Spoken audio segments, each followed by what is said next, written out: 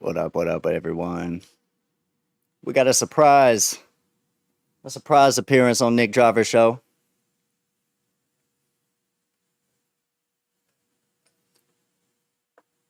We're gonna be starting up at 7, but I wanted to go ahead and get this pre-stream started for you guys. It'll be about 12 minutes, and just in case you guys wondering, I'm talking to them in the background. So, but we'll be able to get them up on screen in just a little bit.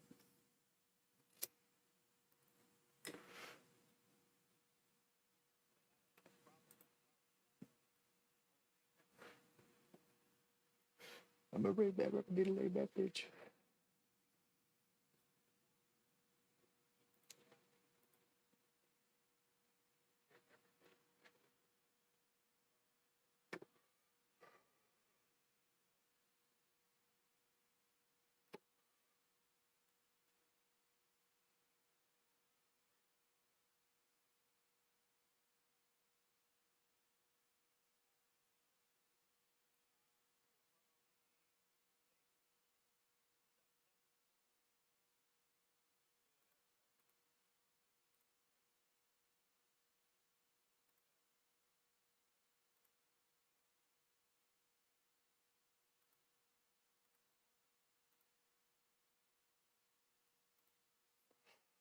Oh, I might be dealing with the same thing throughout this episode.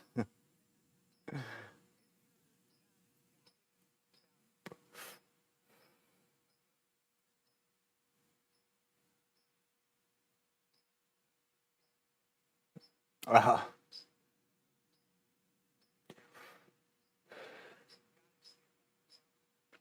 yeah, that's all my dog needs to get excited is company. Oh, yeah, I heard that.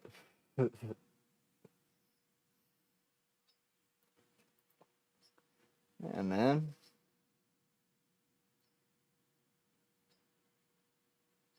I saw him. He said that he wasn't a lefty or a Democrat, but he'd like to be on. I saw that actually. Went ahead and did my homework on him. Yeah, yeah, he's definitely a leftist. I was hoping to get to be able to expose that tonight.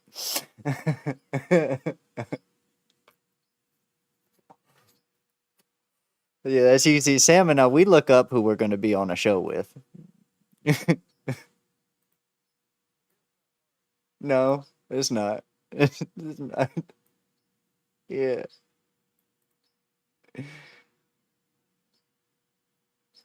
Well, yeah. I mean, you do homework for whose house you're going into. We're coming into your house right now, Nick. So I want to know about your house.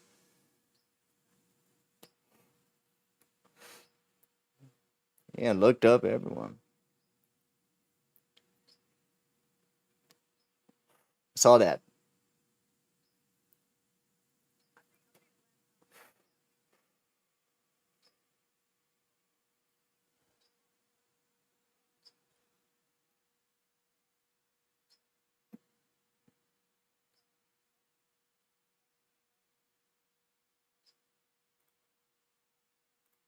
Just still talking to the fellas in the back, guys. We're about to get started shortly. Yeah, I always like finding the people that say that they're not something. And it's like, oh, yeah. Rather than telling me what you are, you tell me what you're not. Well, let's see. Hey man, I like to play games. Yeah, liberal Dan radio.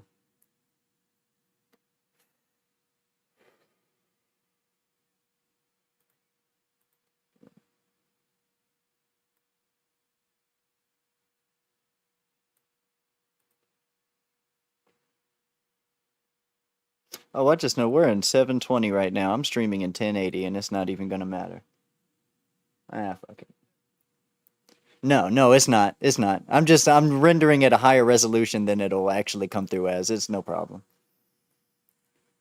Absolutely not. I wonder if I can actually change that on the fly.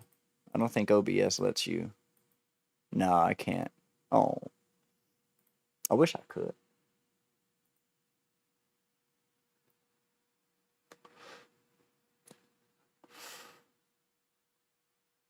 Oh yeah, you'll get no shade from me on that. Yeah, I know how it is. Oh, uh,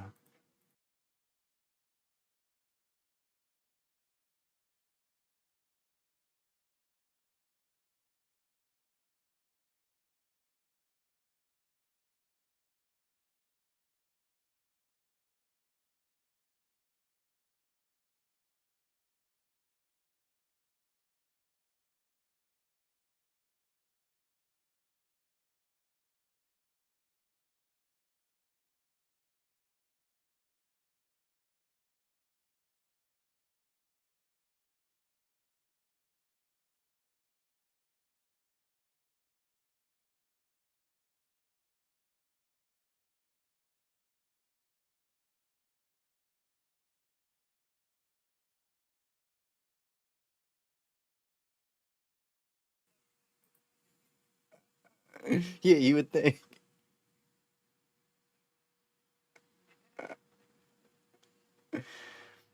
Well, you know.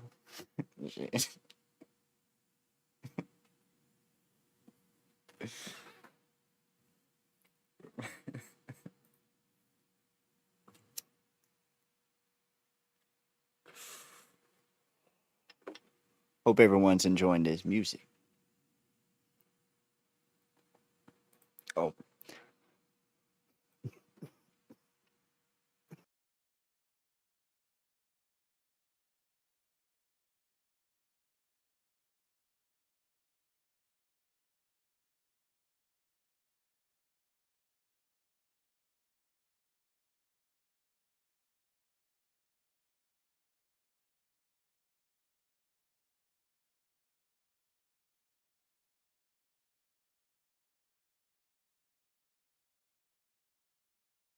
degenerate boy. Yeah, this was it. What the fuck is going on, man?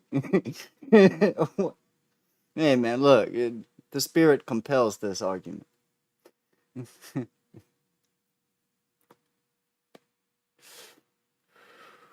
Uh, good thing I've got StreamYard muted.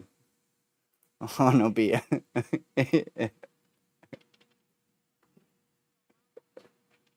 yeah.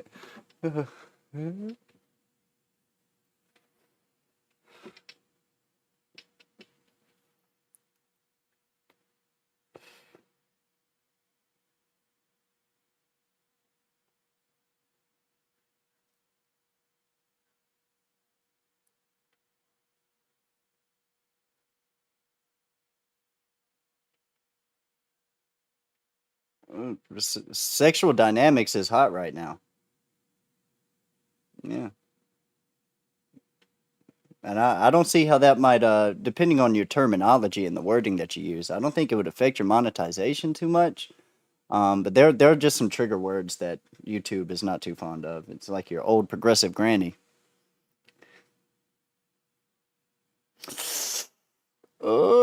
I don't know. Do you see what they implemented in September? Yeah.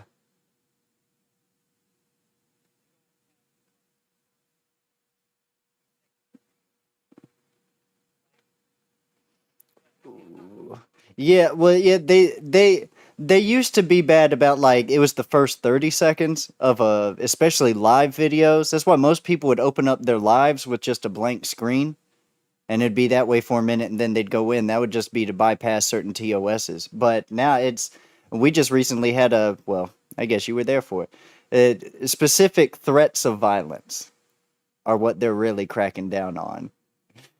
So, so like you can't even insinuate like a hypothetical without YouTube taking it completely seriously.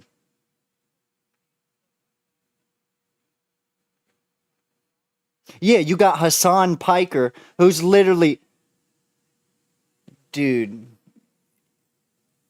on Twitch, no less. Twitch. I don't know how you get away with anything on Twitch, but I guess if you're one of the champions of, well, we'll save it for the show. We'll save it for the show. If you're a champion, you get certain privileges. It's a mighty fine country we live in, ain't it? Well, yeah, well, the gun is actually, he's been doing that for like the past 2 years. He's been showing things like that on stream for years. But yeah, the dog thing, I'm sure people who are listening to this on my end, y'all need to look up Hassan Piker and Hassan Piker dog collar. That's all you need to look. But no, Nick, he didn't shock his dog. The dog stubbed his toe. He got caught up in something. Didn't you hear him? Why would he lie to you? Yeah, dude, he changes the perspective of of the stream to an overhead camera, and it's got all the fucking shit on his desk. It's, shit. No.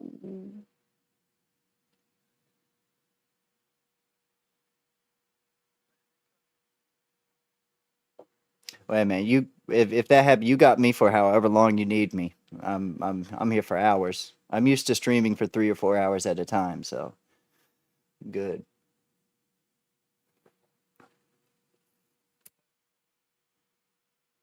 Dog, that was a good show. That was yeah, they did. Yeah, they did. Whoosh. Rogan goes for 5, 6 hours most of the time nowadays. It's crazy. I can't even do that. Yeah, that's crazy. I don't know how people do that.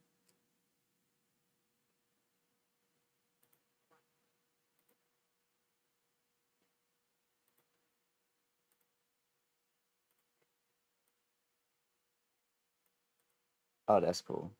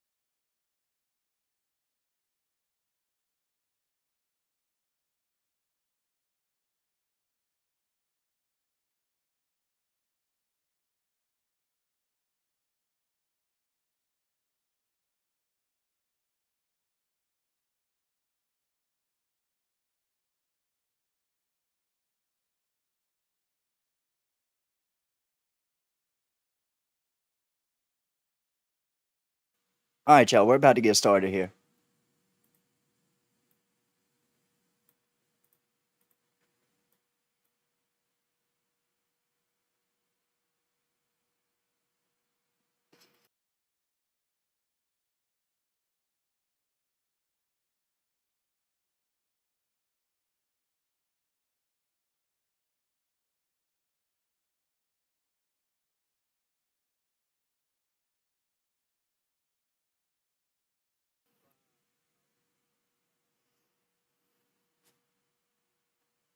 No problem. All right.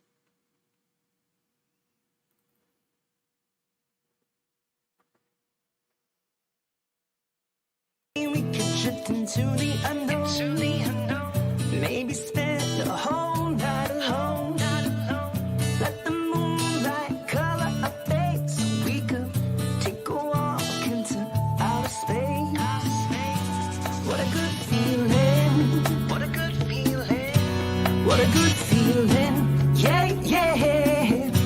What a good feeling it is to be home with the one that you want. I stay home with the one that you want. I stay home with the one that I want.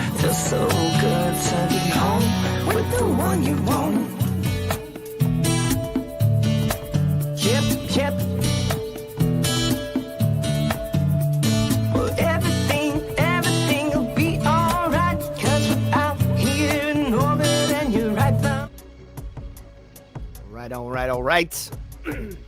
What's up, everybody? You're watching On Air with Nick Driver, the Nick Driver live stream here on Facebook and YouTube. And guys, I got a great, wonderful panel, a bunch of super talented people here with me tonight.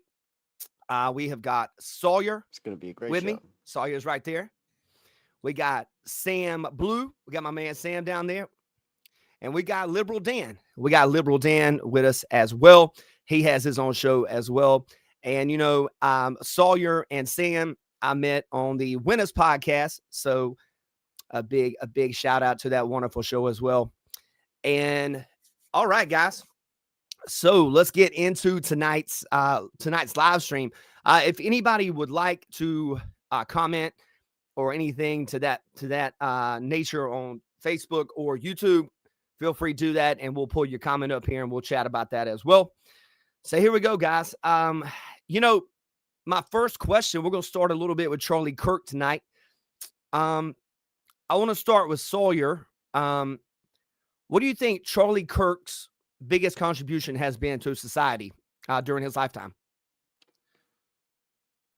Well, we've seen main focus on everything that he centered all of his talking points around, and that would be Christian populism. He targeted younger men and women, particularly in these college campuses and just abroad the country.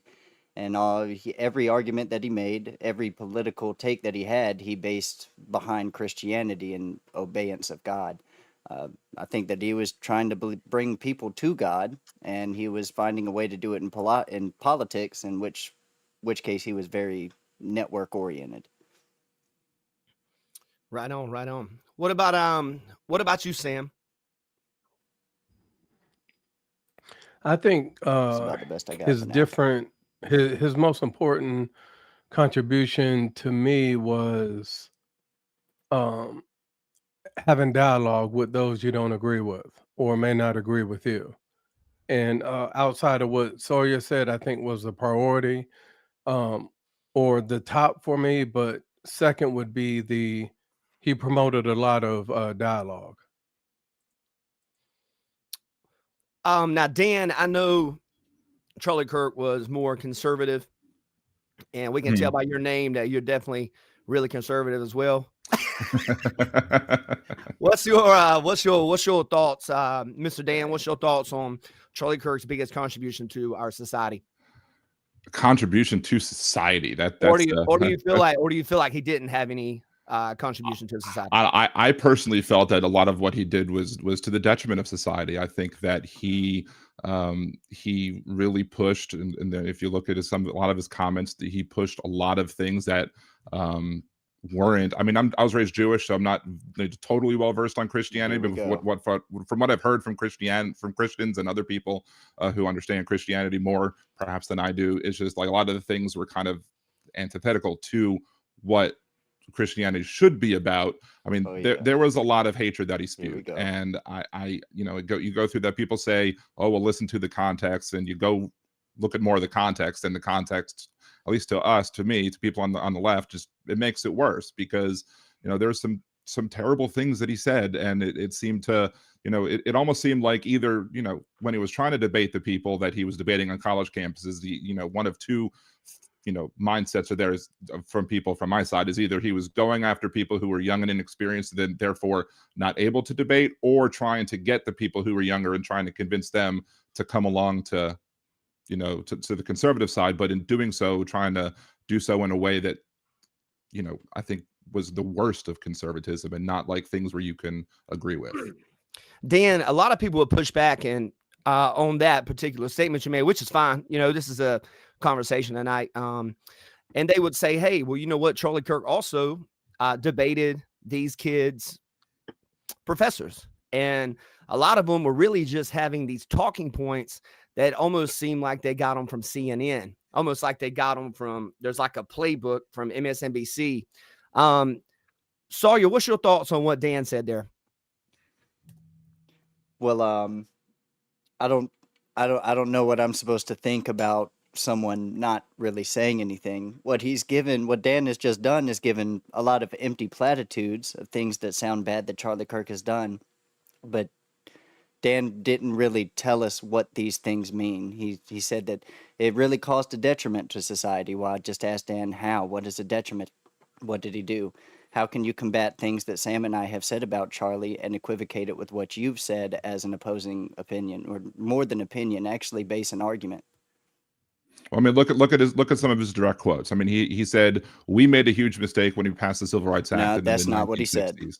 That's not what he said. It's literally I quotes. can, yeah. Oh, it's really close. Well, So, if you're going to quote the it's, man, it's, could you it's get it in right? quote. It's in quote. I said it's in quotes. I said, but like if I see says referring to DEI, when I see a black pilot, I'm going to be like, boy, I hope he's qualified. Yeah. Not just if I see a pilot that I hope the pilot is qualified because he didn't understand what DEI meant, but he specifically said if I see a black pilot that I'm going to hope he's qualified. Why wouldn't he think that the same things about other pilots of other ethnicities, other backgrounds, etc.? I think that's kind of the argument, though. He didn't really not say that either, did he?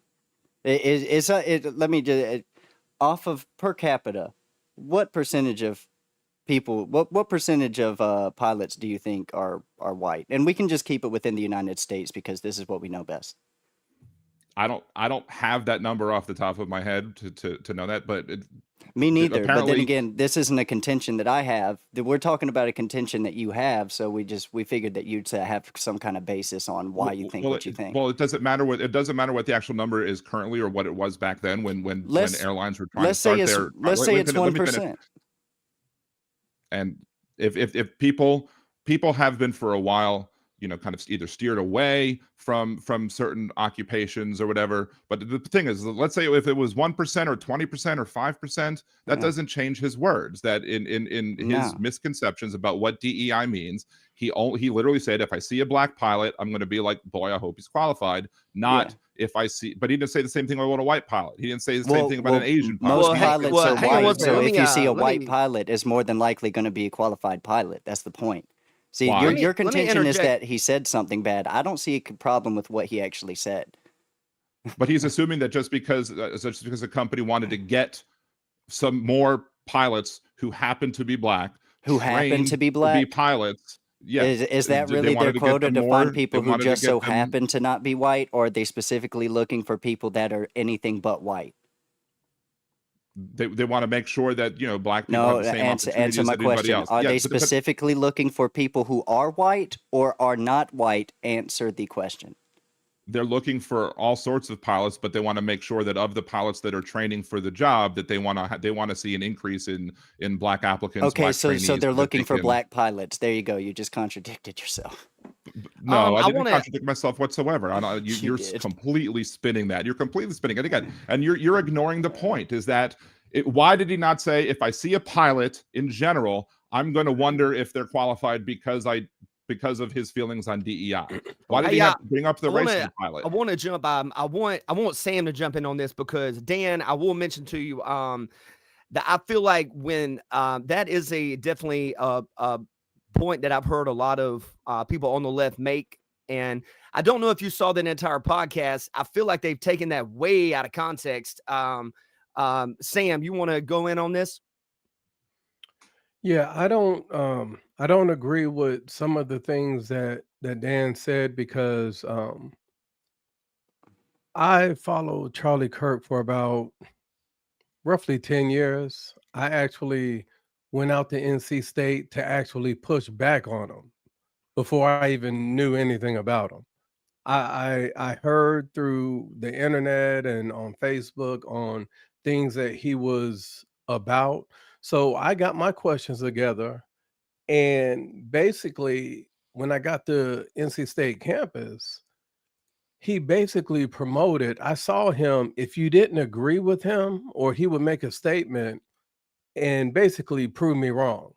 He wanted everybody at the front of the line that didn't agree with him basically to say, hey, let's debate. And when Dan said, like, Charlie Kirk it seemed that he sought out inexperienced people. Well, this is the thing. We get experience through dialogue. Like what we're doing right now is dialogue. We're getting experience.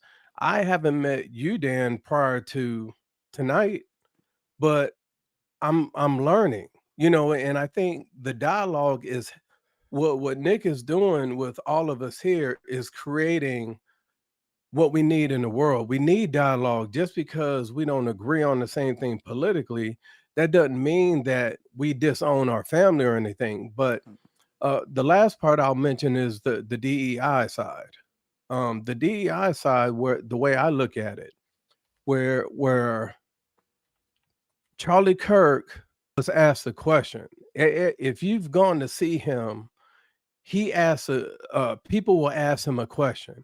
He never says a black person don't belong in as a pilot in college anywhere. Never did. He waits for those people to come up and say things like, I feel you feel I don't belong here. And he's like, why do you say that? They're like, because I'm black. And he's like, did you earn it? Did you take your test, everything? They're like, yeah. He's like, well, you should be here. So Yep. on the statement about the pilots, I look at that same way when I go into a doctor's office. There are 2 degrees that I see on the wall that if I see those degrees, I turn around or I request another doctor. One is from UCLA and the other one is from any college medical school in Oklahoma. The reason why UCLA is because UCLA had lacks their PAs, their medical degree Completely lowered their standards to allow testing other and all demographics their in. scores so they can get more minorities in to Mhm. become doctors. Exactly. Well, what happened with UCLA was when those doctors did their first continuing ed credits, 100% of those doctors failed. Yep. So just because they were allowed to go in, they lowered the standard. I don't have a problem with someone being a minority that's a doctor. The problem I have is a standard being dropped specifically to get those numbers higher. Mm. Now Make, we'll go to I make 2 points to we'll go that, to what you said.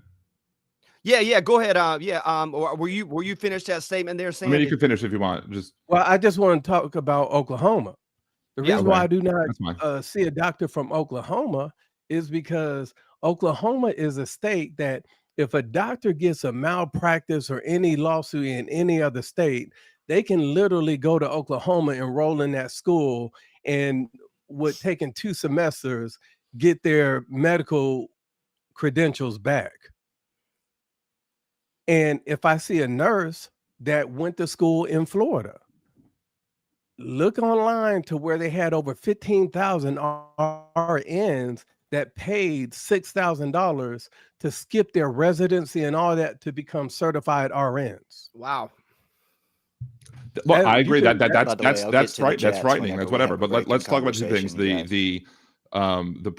The quote that he made about the black pilots wasn't made at a campus back and forth. It was made on a podcast. So that was one where he was debating people who were kind of like more on his level and agreeing with him, and they were just having a discussion about that sort of thing. So I'm not going to it was something that he came up with. It wasn't somebody that a student came and asked him about it. Now look, if Charlie Kirk would have come out and said, I've looked at I think it was United or whatever that might have done that. I looked at the United qualifications from before they decided to make this change to after they tried to make this change. And because they lowered the standards in order to try and get more people in there, then I would not want to fly with them specifically because they have lowered standards for everybody to make sure that certain people to whatever that they feel that they need to lower the test scores for.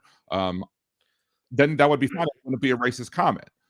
Just like you said with UCLA. UCLA, they lowered standards so that more people would pass, and so. But you're not saying I'm not gonna not have a black doctor from UCLA who or I wouldn't want to see an Asian doctor. Or you're not saying anything about their characteristics. You're just saying where they went to school, and you don't feel like that school produces trustworthy people to be. It would be a black doctor or Hispanic doctor from UCLA that I would not use. Right. So if you saw a white doctor from UCLA who was able to pass with those lower standards, then you would still see that white doctor.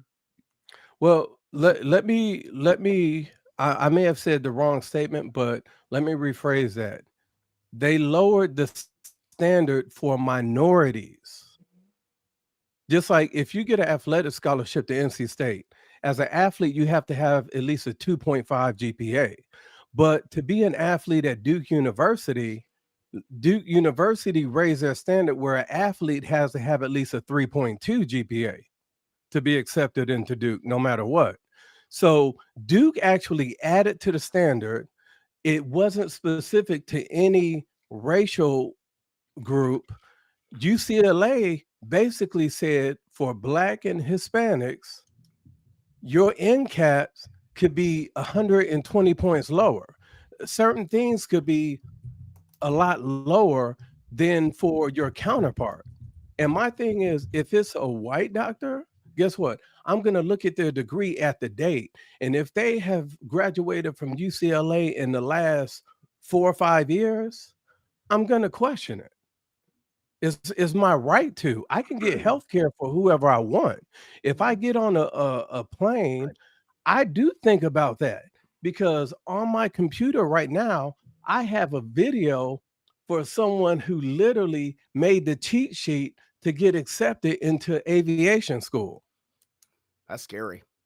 Okay, so but So, all right, so Dan- they shouldn't have a cheat sheet to get into school, but still, are you talking about admissions to get in? Or are you talking about the ability, or talking about the test to be able to pass? He's talking about lowering the standard of the grade in order for them to pass Yeah. to get the degree. Is that right?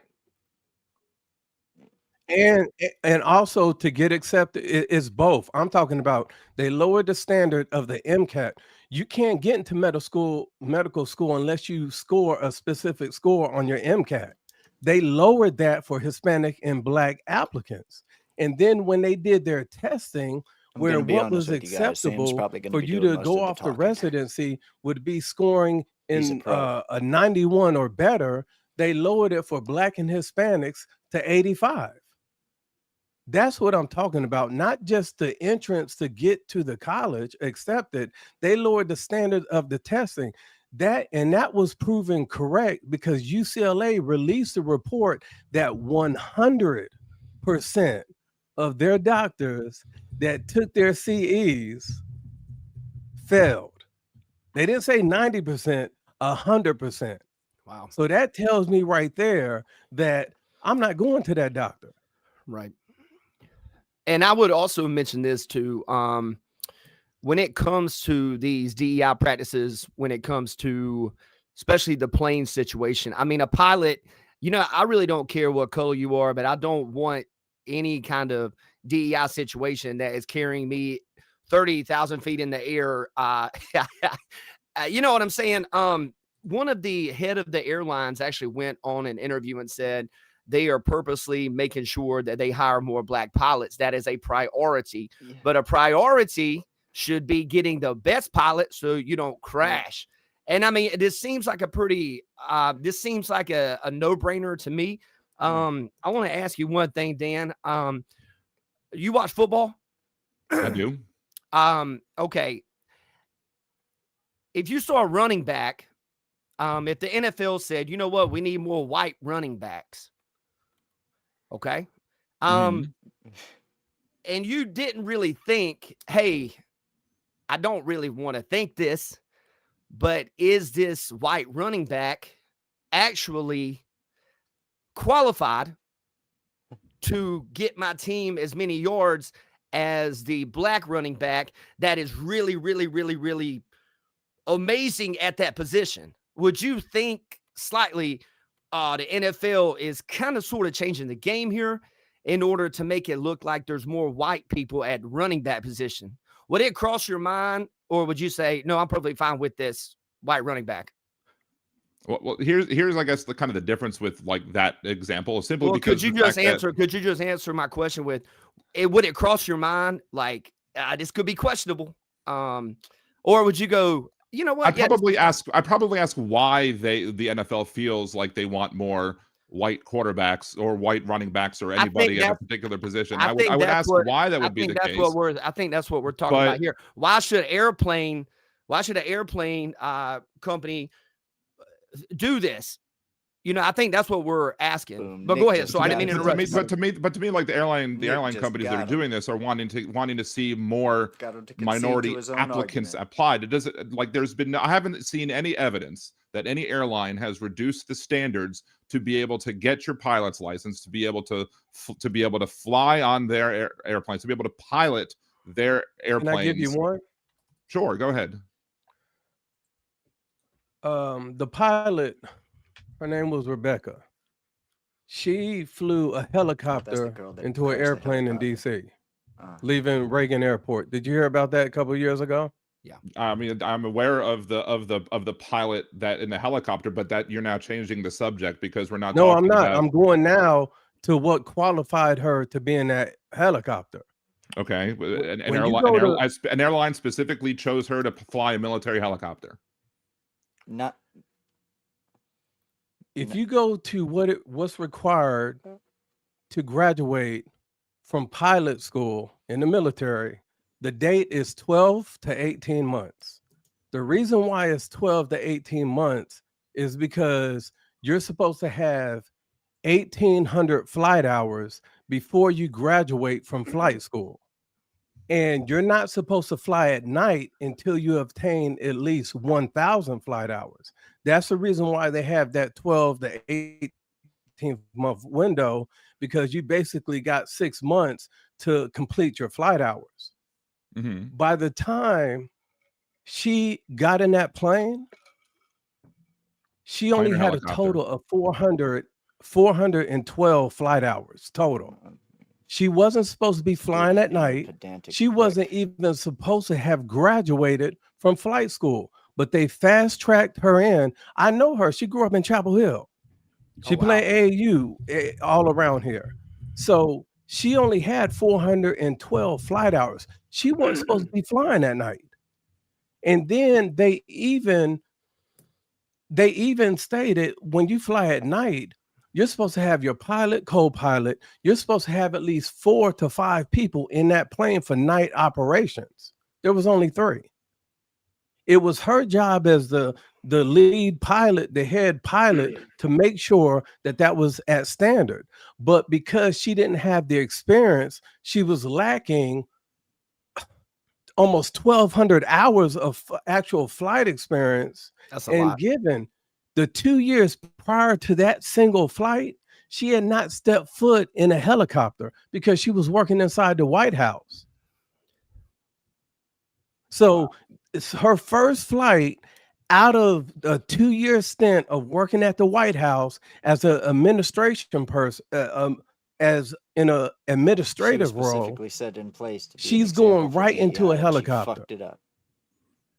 So right. when we I'm trying to find online, I can't find any evidence that she was specifically fast tracked, and that what was going on was a training mission, and she was still in training. So you're that not would probably supposed to leave. Listen to what I'm saying. You're not supposed to graduate from flight school unless you have 12 to 1,800 flight hours. If you but this is saying that what I'm saying, she's still a trainee. She was still a trainee. No, she was out. If you can't leave school, you don't leave Fort Carson until you've graduated from flight school. You stay there until you complete your training. You can move the goalposts all you want, but at the end of the day, anybody that serves in the military, when you fail, you don't pass a certain test, they have this thing called recycle. So you recycle either to the beginning or you recycle to the last phase until you complete that phase. You don't walk across the stage at graduation until you have met that standard. She was a military pilot. And since when do we just go off of the label that's given? I mean, if we were just going off of labels, then Charlie Kirk was a great Christian populist man that didn't deserve what he got. But I've never said that he deserved what he got. I didn't say that you did, but you did have contention with what else I said. But that it's beyond a label. See, you're looking at something that says that she's labeled as a trainee. Sam's whole argument is that standard to become said trainee. Even if she was labeled as a trainee, the standard was lowered specifically for people within her very own demographic. It literally follows up Sam's point. So you saying that she's a trainee, that actually backs up what Sam is saying, because it's objective how much flight hours she had, and that information has been released, and I'm pretty sure Sam's working on that right now.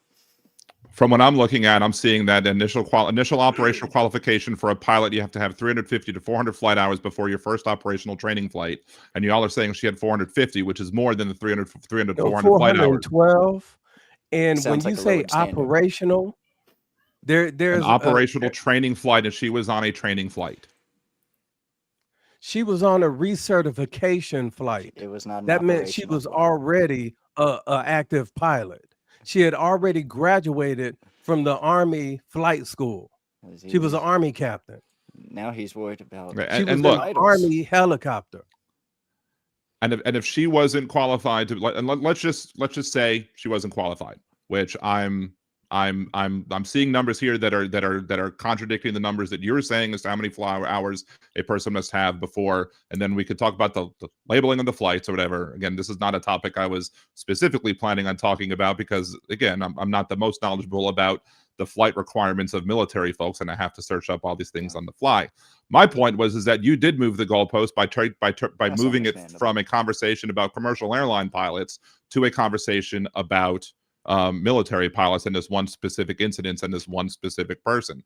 That person was not flying a commercial airline. So on the topic of whether or not a commercial airline pilot is qualified, I'm asking y'all, is there any evidence showing that airlines have reduced their qualifications for their pilots in order for them to achieve their goal of seeing more Black applicants actually pass through? Because there's a difference between trying to get more Black applicants into the training schools versus seeing them matriculate out of the training schools. So I want to know if there's any example of an airline that has lowered the standards for pilots to be able to fly a commercial airplane in order to make sure, to have that goal of having a more diverse set of pilots. And then even if that was the case, that doesn't change that Charlie Kirk's statement was racist. Because if that was the case, if United Airlines or whoever the airlines was that we're talking about, if they did lower the standards that all pilots would have to follow in order to actually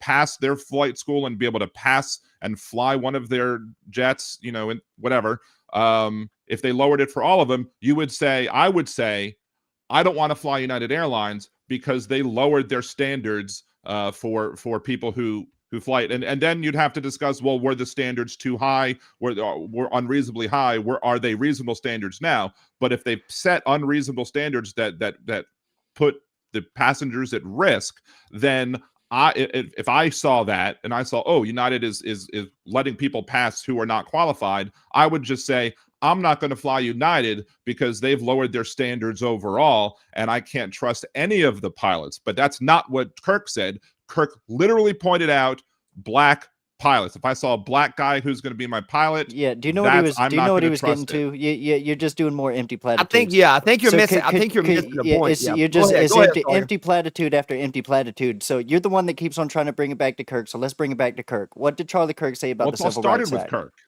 Let's bring it back. What did he say about the Civil Rights Act? I'm trying to level with you here. Let me find the. What did he say about the Civil Rights Act? Because I've got it right in front of me. Say that it was a correct attribution. Well, right, go ahead. Say what you. No. Well, I'm not going to answer a question. I'm asking you, sir. Well, I mean, I gave the quote from. Yes. I'm asking you to repeat the quote. Is that okay? Sure. We made a huge mistake when we passed the Civil Rights Act in the mid-1960s. Yes, we made a huge mistake when we passed the Civil Rights Act. Do you know what he was referring to? Go ahead, inform me. So you don't know. You don't know the context of the quote. You just know one sentence in the quote. You don't actually know what they were talking about in that specific conversation. And by the way, it was not a podcast. It was a college campus. So you were wrong on that. Well, that wasn't but yeah, you're twisting it now. I'm not twisting it. I'm just correcting you, man. No, I'm saying that Charlie Kirk's comment on the black pilot was made on a podcast. Okay, I okay, didn't the black say pilot was where made the on a comment. podcast. I, Okay, I yeah. didn't say that where the comment about the Civil Rights Act was made. Okay. Do you know his whole contention on the Civil Rights Act, which has ultimately led, well, it's because it's ultimately led to DEI, which has nothing to do with his main contention isn't even race. Dude, it's trans ideology. That's what he was referring to when he brought up the Civil Rights Act. He said the Civil Rights Act and first wave feminism led to what we now know as diversity, equity, and inclusion. His main contention has nothing to do with race. It has to do with trans ideology. Okay, I mean he's a bigot too. I mean, what's the issue He's with a bigot. define, Okay. What's bigoted? Define what do you think DEI means? What do No, you think no, DEI no, means? no. We're And not. what is No, trans? you Well, I just can't said address your points unless you give me yeah, what your and I'm definition trying to is. address yours. You're the one that's bringing up bigoted. What's bigoted about it? Anybody who, I mean, to me, anybody who So says that we're going after self-identification. trans If you don't affirm ideology, self-identification, you're a bigot. what I'm saying is that if you're worried about trans ideology, you're putting fear into what Are you not worried about it into enough trans to folks. argue with me about it right here and right now? So what's the I'm point not arguing? worried about so-called trans ideology because I don't think trans people have anything nefarious behind them. I don't think there's anything nefarious about trans But trans you're people worried want, enough because to what trans people apologize for want- it and defend it. You just have a people who worry about it on the opposing side of you. I don't believe that there is a so-called trans ideology to defend. There's no such thing as trans. So there's no such thing as an idea that trans people exist. Is that what you're saying, sir? That idea does not exist. If that's your definition of what he was saying, No. then Answer. You are so bad faith. Just answer my question. Are you saying pot calling that the kettle black, idea, son? Don't play that with me, fatty. Look, answer my question. Is there such a thing as the idea that trans people exist? Is that idea real or not? We can go back to name calling, or you can just answer my fucking question. Trans people exist, and that is a fact. That is a okay. factual That's an idea. You just affirmed that it exists. Thank you for contradicting yourself. That's not an ideology. An ideology is a collection of ideas that is specifically. Oh, it sounds like they all collectively have the same idea and advocate for each other's self-identification. Sounds like a fucking ideology to me. That's literally what an ideology is. A group of people who believe the same shit. The way that Charlie Kirk uses it also is that it's a negative thing. What is so terrible about acknowledging that trans people exist? Charlie Kirk was scared populist. He was not scared of nobody's scared of boys that want to be girls. That's the most masculine thing on the planet. Nobody's scared of that shit. Dude, he was a Christian populist. You're arguing not against Charlie Kirk. You got to bring the argument against Christianity, not Kirk. Because Christianity is what he based his beliefs in. That was his epistemology. There are plenty of Christians who do not speak anti-trans rhetoric. There are plenty of Christians. They're not Christians. Those are just labels. Remember the labels? That's a no true Scotsman fallacy. No, it's not a no true Scotsman. I'm not moving the goalpost anytime you give me a qualifier. No true Scotsman fallacy is continuously avoiding qualifiers after you try to find the center of my epistemology. You're not going to get me a logical fallacy, sir. You're not going to get me on logical fallacy. Is basically this person can't be X because they say X, they say Y or Z. No, I'll tell you exactly what a no true Scotsman fallacy is because I've written a thesis on logical fallacies. A no true Scotsman fallacy is an attempt to refute evidence that counters their presupposition or a thing that is understood or implied without being directly stated and is assumed beforehand at the beginning of a line of argument or course of action, or its generalization by claiming the example doesn't represent the group at defense or in question. I'm telling you, I'm giving you a single qualifier. I'm not moving the goalpost. I'm giving you one single qualifier, and I'm telling you your criticism does not meet the qualifier. Christians advocate against trans ideology. If you do that, you are a Christian. If you advocate for the ideology, you're not a Christian. That's not a movement of a goalpost. That's a single consistent standard. That's the opposite of no true Scotsman.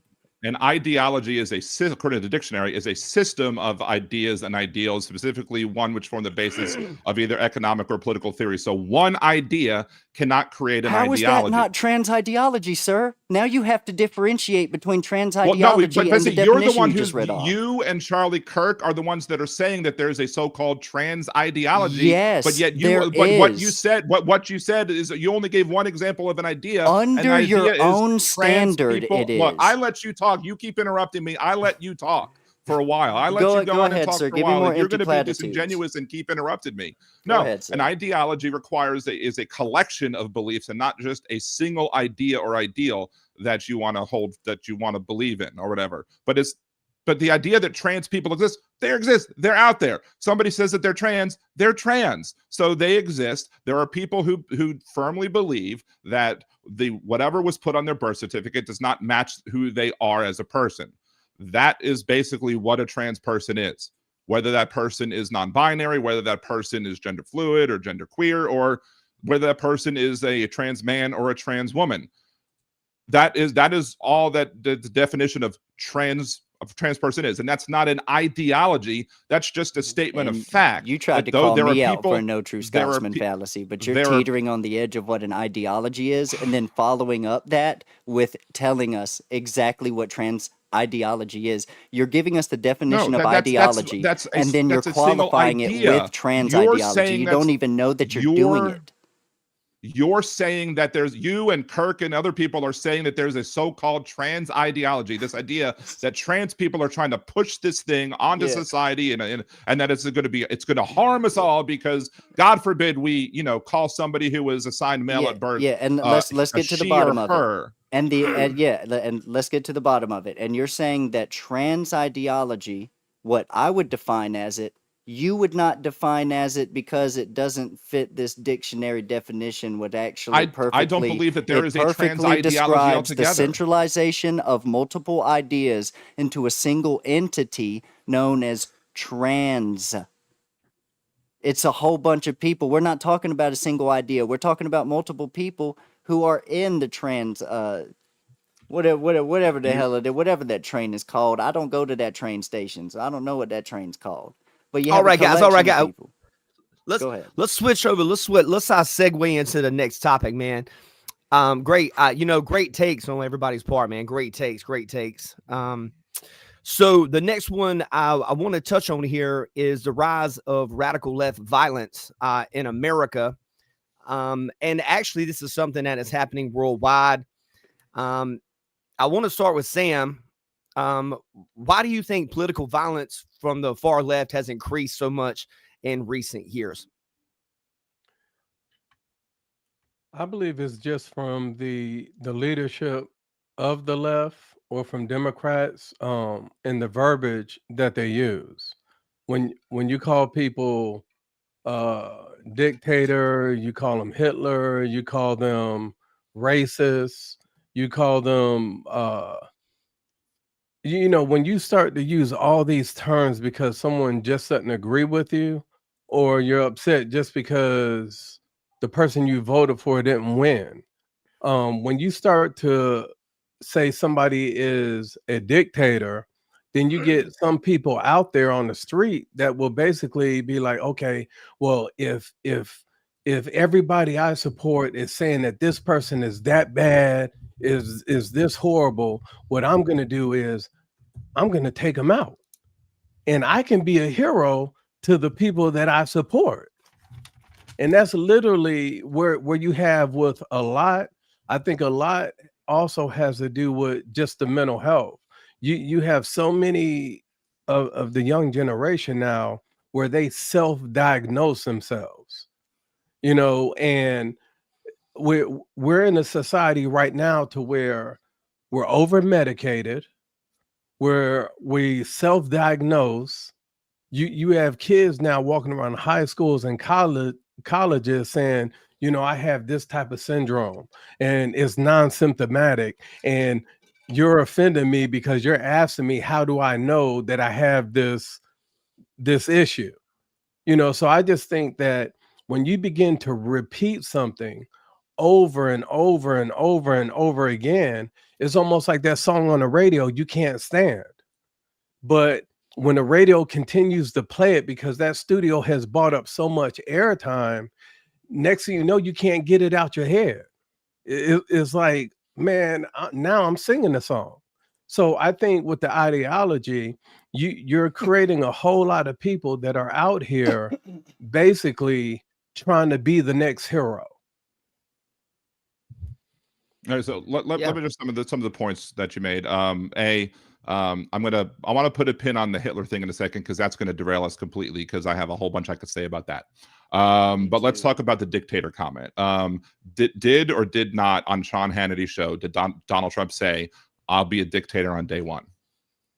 He did say that, right? So, and you know the context why he said that? Yeah, gotta look at context. Yes. He said he was going to be that, or people was going to think that because he was going to sign executive orders to close the border. He was going to do a lot of executive orders to make things get fast tracked. That's not what he said on Sean Hannity. Sean Hannity it was two specific things. It was drill baby drill and I forget what the other one was, but those two specific things that he said that he was going to he wanted to be. Not that people would interpret him as being dictator on day one, that he wanted to be dictator on day one so that he could accomplish those goals.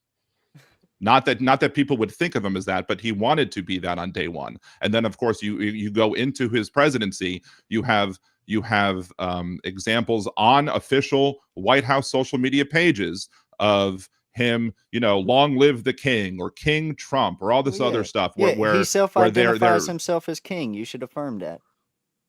Well, and one thing I would mention too is it just seems like a lot of times to me it feels like this during Obama's administration, for example. Mm-hmm. I tell you what kind of king he was. He was a drone strike king, and he actually killed a 16-year-old American citizen. Yeah, he did. Donald Trump is somehow a dictator or a king. I want to mention this to you, Dan. If Donald Trump was the king, you couldn't have a no kings rally. Yeah. The whole thing is ridiculous to me. Also, find one king that's been elected. We don't want because they would. Well, you don't have one. Dan, you don't have a king. He wants to be one. What king in history has ever been elected? Go ahead. Well, he's not a king, but he's saying he wants to be one. So we're saying, so you're not going to affirm his identity? Why not? Would you say you're not going to affirm it because it's not an idea? How you're mocking trans folk by trying to equate. I'm mocking transphobes. Isn't that what you do? Because you mock transphobes. I'm the transphobe. How? No, I'm the transphobe. You mock trans. I don't think calling each other names. I don't think calling each other names really fixes anything. Yeah, but I will mention this. I'm getting very upset. I will mention, you guys are super entertaining. I'm like. But can we get back to the topic of the so-called increase of left-wing domestic terrorists? Absolutely, Dan. You go ahead, buddy. All right. So, how many examples of left-wing domestic terrorism has there been? According to the report that said that there was left-wing domestic terrorism, I'm trying to find the name of it, from the Armed Conflict Location and Event Data Project and Anti-Defamation League or whatever. How many examples of left-wing domestic terrorism do you think happened for that report for the first 6 months of this year? You're muted, Sam. I can't. I didn't want to interrupt. Sorry, you want to go with it? What do you mean by domestic terrorism? I'm going by an article that I found to discuss this. I mean. Would you say that left wing domestic terrorism would be a left wing person shot and killed Charlie Kirk in the daylight, and then they auto-populated to everybody on X? Has it been shown that he actually was a left-wing person? Yeah, I read an article that said it. Come on, bro. I read an article that said it. Dan. Dan, come on, bro. Read an article said it, so everything on the internet must be true. Dan, what you doing? His entire family. But here's the point. Look. His entire family. I'll say right now. I'll say right now that left-wing domestic terrorism, according to this article, between the first 6 months of 2024 and the first 6 months of 2025, increased by 400%. 400% more left-wing domestic terrorist attacks in 2025 than 2024. Why is that? Because there was 1 in the first 6 months of 2024, and there was 5 in the first 6 months of 2025. So the huge swell of all these left-wing domestic terrorists, sure are frightful. Meanwhile, in like the 10 years prior or more than 10 years prior, there was an average of 12 every year, or at 12 a month, I want to say, by right-wing domestic terrorists. You really need to cite your source if you're going to quote something like 12 every month or every year, because I'm telling you right now, that's false. That's the reason why I asked you earlier, what do you classify it as domestic terrorism? Because if that's the case, if you're talking about like mass shootings, Chicago just had 31 last weekend. 2 weeks prior to that, they had 54. They've had over 800 shootings already, and those are in the hood. So when I ask you, what do you mean by domestic terrorism? Are you talking about the shootings? Are you talking about planning? Are you talking what exactly are you speaking about? So we can make sure that when we give statistics, we're talking the right statistics. Well, how about I think I would focus that more towards Nick. So what he meant when what got us together to form, this weird Voltron form or whatever, to be able to say, hey, we want to talk about the rise in left-wing domestic terrorism. So Nick, what do you believe qualifies as a left-wing, or as a terrorist attack, or as a domestic terrorist attack, whether or not it's left-wing or right-wing? What do you think that qualifies as one, since you're the one who wanted to publicly murdering a person that's having a friendly debate on a college campus. Right, I would refer that as a form of left-wing terrorism. I don't know. Sawyer, am I wrong? Sam, am I wrong here? Me personally, I don't. You gave a finite definition. I don't consider that terrorism. I think of it as an assassination. Okay. Yeah. When we talk about the church, that the trans man had went in there and shot up the church. When we talk about the young man that shot in Butner, Pennsylvania, if you notice, they only show photos of him in the 8th grade. They didn't want to show the photos with his long hair and makeup and earrings on. Right.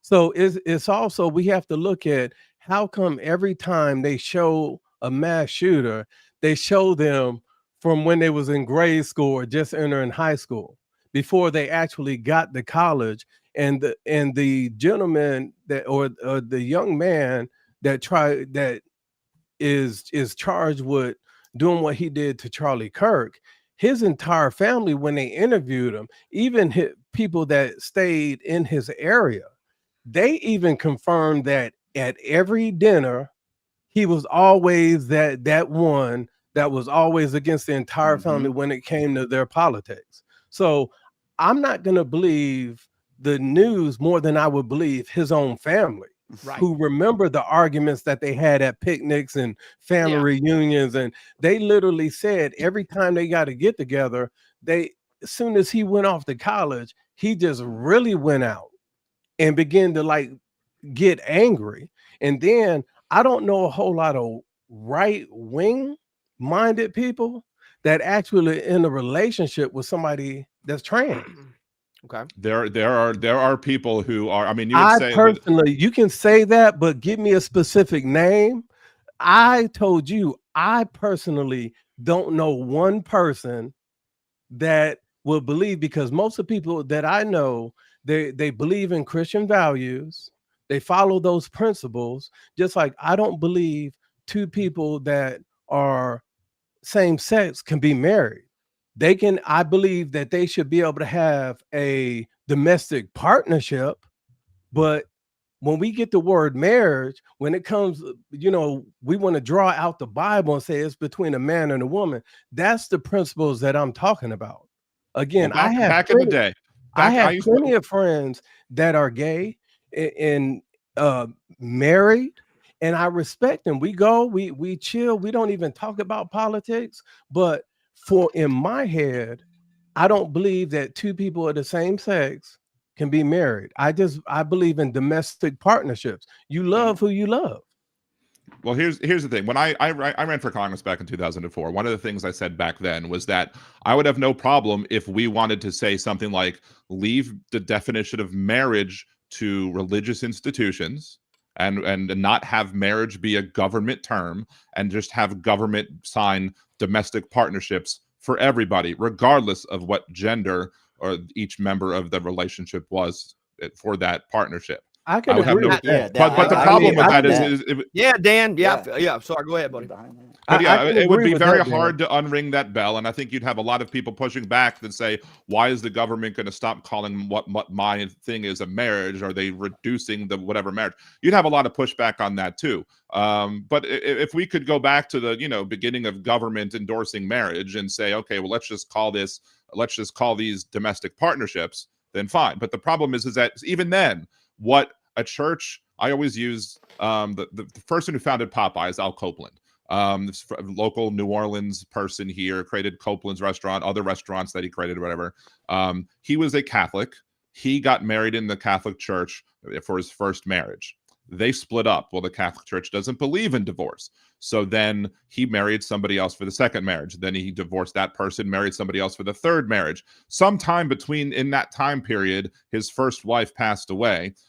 So then he married his fourth wife in the church again, because now he could legally get married under the Catholic Church doctrine, get married within the church. So according to the state of Louisiana, Al Copeland was married 4 times. According to the Catholic Church, Al Copeland was married twice. So we already have a situation where civil marriage contracts are something that are actually wholly different. They just happen to use the same word as religious institutions do.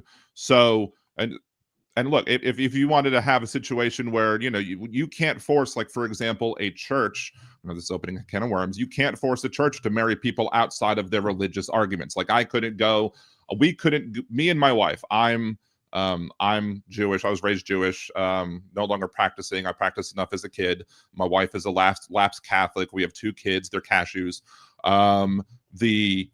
We couldn't go into a synagogue or to the Catholic Church and demand that they marry us. Why? Because the Catholic Church wants 2 people who are Catholic folks to All be right, that married was and kinda be married funny. under the eyes of God and kinda got me Jesus with and that one. following the church doctrine. And the Jewish synagogue would be like, we want 2 people to marry who are Jewish and who follow the rules of Jewish law and the Torah and everything like that. So we can't force anybody to marry, that in a religious institution. We can't force them to recognize it, but that doesn't mean that the legal aspects of marriage, which is also conferred via the civil marriage document that you get when you get married with the state, and that marriage document confers a certain set of automatic legal rights. And when you do something like say, oh, well, for heterosexual couples, we're going to call it this, and for homosexual couples, we're going to call it this, you then create a system, A, where it's separate but equal.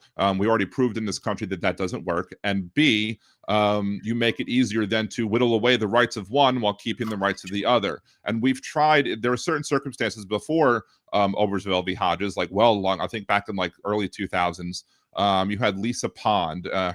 She was in a hospital. Her and her partner at the time, both women, were traveling on vacation. Lisa Pond got sick, went to a hospital in Florida, despite the fact that her partner had all of the legal documents that saying she had medical power of attorney, legal power of attorney, all the things that you might need to be able to come and take care of those issues. The nurses at that hospital said, we're not going to let you in because we don't believe that you are a couple, a married couple or whatever, because we don't believe in same-sex partnerships here, wherever they were in Florida.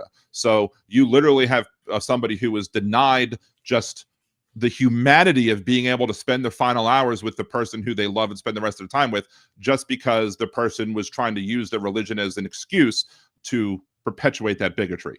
But that's why we can't have separate definitions for one and the other, unless everybody has this, unless you're going to separate the religious as marriage civil union or whatever is for the government acknowledged things. Unless you do it that way, you can't have the government saying, well, these classes of people are married, these class of people are domestic partnerships or civil unions or whatever, because then you're going to always have people that say, well, you're not married, so therefore no. I'm sorry, I filibustered for a bit. What I would ask Dan of that, of the example that you used, was when was that? Like, how many years ago was it? Hey, Dan, we can't hear you, buddy. Hey, Dan, You're muted. All right, it's like sometime between 2000 and 2004, probably closer to 2004. I don't remember the exact date. I could look it up real quick, but So if it was that early, it was prior to marriage being legalized between same-sex couples, because I think that happened in 2009. That happened with Obama.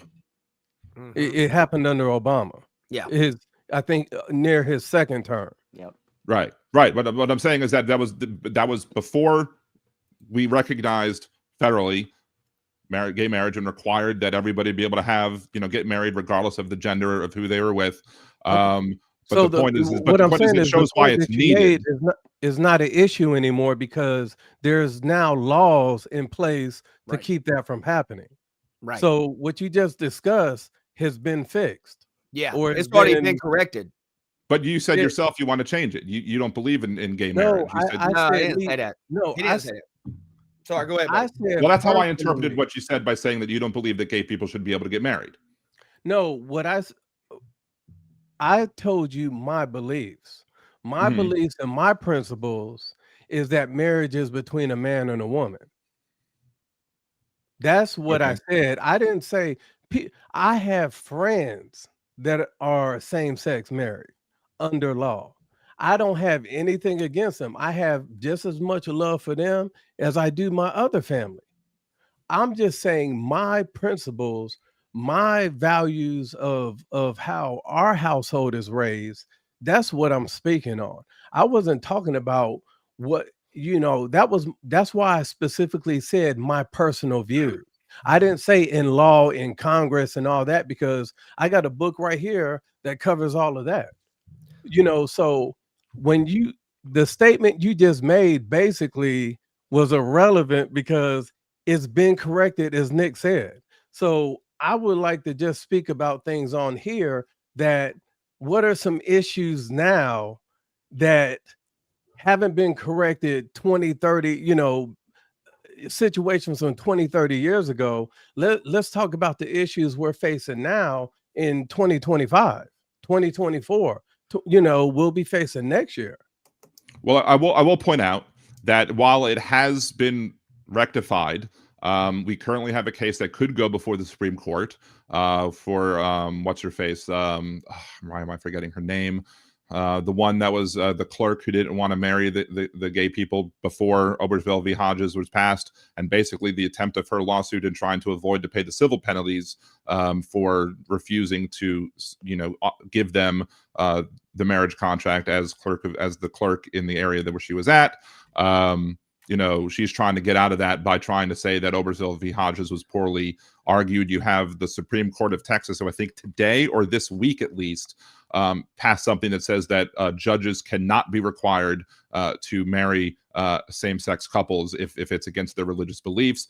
What I see that as being is another attempt if what's her face's suit fails, that they want to be able to get that before the Supreme Court to be able to try and overturn Obergefell v. Hodges. And you have in Dobbs v. Jackson, the ruling that overturned Roe v. Wade and Casey v. Planned Parenthood, you have Justice Thomas's concurrence that also didn't just deal with abortion rights, but also dealt with the other rulings that he felt were similarly poorly ruled on, which included things like Loving versus Virginia, Obergefell v. Hodges, Griswold versus Connecticut. But for the purpose of this conversation, the Obergefell v. Hodges one is the most important one. Lawrence v. Texas is another one he felt was bad as well. But the is that and his concurring opinion has already been used in legal cases to as a precedent, even though only one justice said it. And my concern and the concern of a lot of people who support marriage rights and marriage equality is that they're going to use this opportunity now that you have a 6-3 court or maybe a 5-4 court in some cases, because Roberts, more than the rest of them, actually supports stare decisis more than the others who are conservative leaning on the court, that it could come back up before the court, and then you could have a whole bunch of people who no longer will be married under the law, who were already married under the law, because they go ahead and say, now we're going to send it back to the states again, and then all of their legal protections are now up in the air depending on what state we live in, and we'll have a patchwork of laws dealing with marriage in this country, which is, Good. my opinion, not a good idea. Great. Okay, look, I'm gonna be honest with you real quick. Maybe about 3 minutes in, you lost me. When you pulled up all the different cases, that really doesn't matter to people that are listening in and stuff like that, because unless you actually post the links to all of the cases that you're quoting to show where people can research for themselves, I can ring off a bunch of names. I'm more of a fact-based, cite your source. Well, I mean, that's hold on.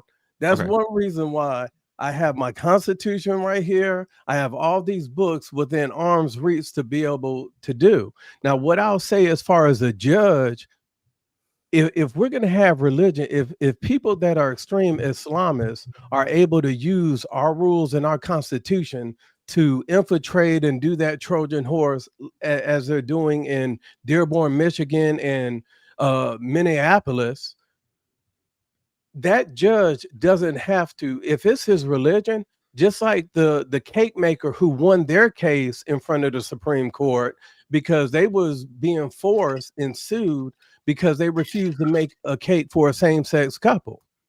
The Supreme Court ruled in the baker's favor. So the thing is, if we're going to respect religion, freedom of religion, let's respect it. So any case that goes before the Supreme Court, honestly, the Supreme Court are going to turn away a lot because the attorneys at least have the law with the baker that they ruled in favor of to use, because that's a clear sign of freedom of religion. That's all I'm saying. But the ruling, like Obersville v. Hodges, which is the ruling that legalized same-sex marriage across the country, is you also have the idea that people cannot enforce their religious beliefs on you either, which is part of that wall of separation that Thomas Jefferson talked about in his letter to the Danbury Baptists. Now, I mean, I listed a whole bunch of cases, and everybody. I mean, I've talked about this on my show. I have plenty of videos on my channel that talk about a lot of these cases, especially if you want to go into some of the more. I've gone deep dives into like Dobbs v. Jackson, for example. But if you want to see like the ruling of Dobbs v. Jackson that overturned Roe v. Wade, look up Dobbs v. Jackson. If you want to look up the ruling that basically made marriage equality legal across the land, look up Oversville v. Hodges. If you want to see and the other cases that I'm talking about that Clarence Thomas brought up, Griswold v. Connecticut, which made it so that married people could have access to birth control pills, that a state could not deny a married couple the access to that. And there was another one, I forget the name of that one, that also ruled that applies to everybody else. Lawrence v. Texas. I mean, hold on, Darren, real quick. There's states that you can get arrested for having intercourse doggy style, or like there's literally states that have certain provisions. What a terrible law. That's in that particular state. But what I'll ask you, but those are unenforceable because of Lawrence v. Texas, which is the law you mentioned things pertaining to abortion rights. So are you upset at Obama for the promise that he made on day one to sign the Freedom of Choice Act that would have codified Roe versus Wade, that he promised all those people he was going to do on day one? Because remember, when he got elected, he had a supermajority in Congress. Well, all you need is a simple. And then in the Senate, he had 61 votes. He had 59 Democrats, and he had support of the 2 independents. He was able to pass whatever he wanted. And when those people, those pro-choicers, confronted him, they continue to hunt him down. You look online, and he said that's not his priority anymore.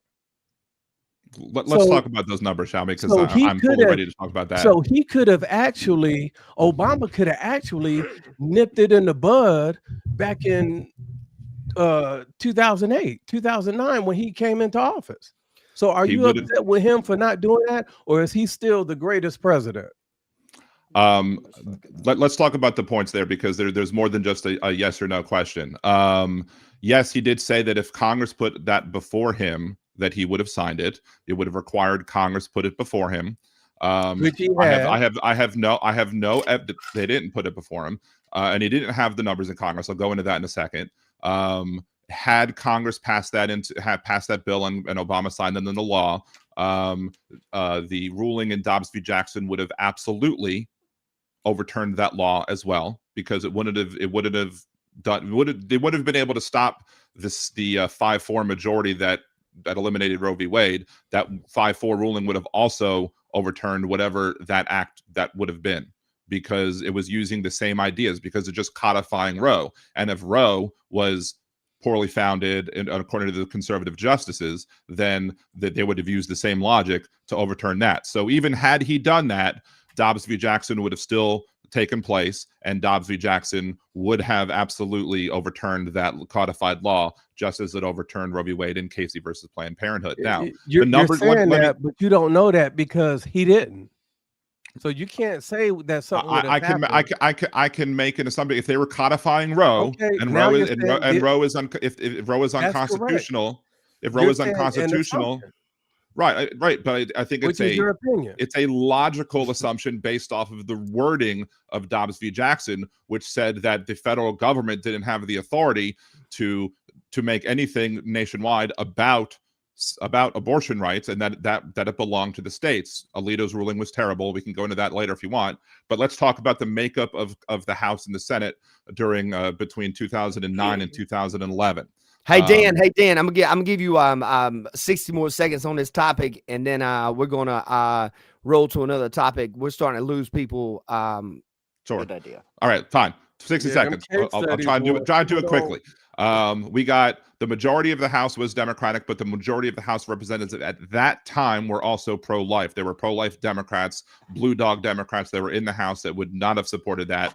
In the Senate, you had I want the blood. 58. It took forever for Al Franken to get seated, and then you didn't get 60 until Arlen Specter switched parties from Democrat to Republican. Until then, you only had 59 to break the filibuster, and he used the political capital. There was probably about only a few months worth of time where he actually had a full 60, and they used that time to be able to do the Matthew Shepard Hate Crimes Act, and they also did, and the Lilly Ledbetter Fair Pay Act, and the Affordable Care Act. So all right, Dan, we're gonna move on, man. We're starting to lose a lot of people here, man.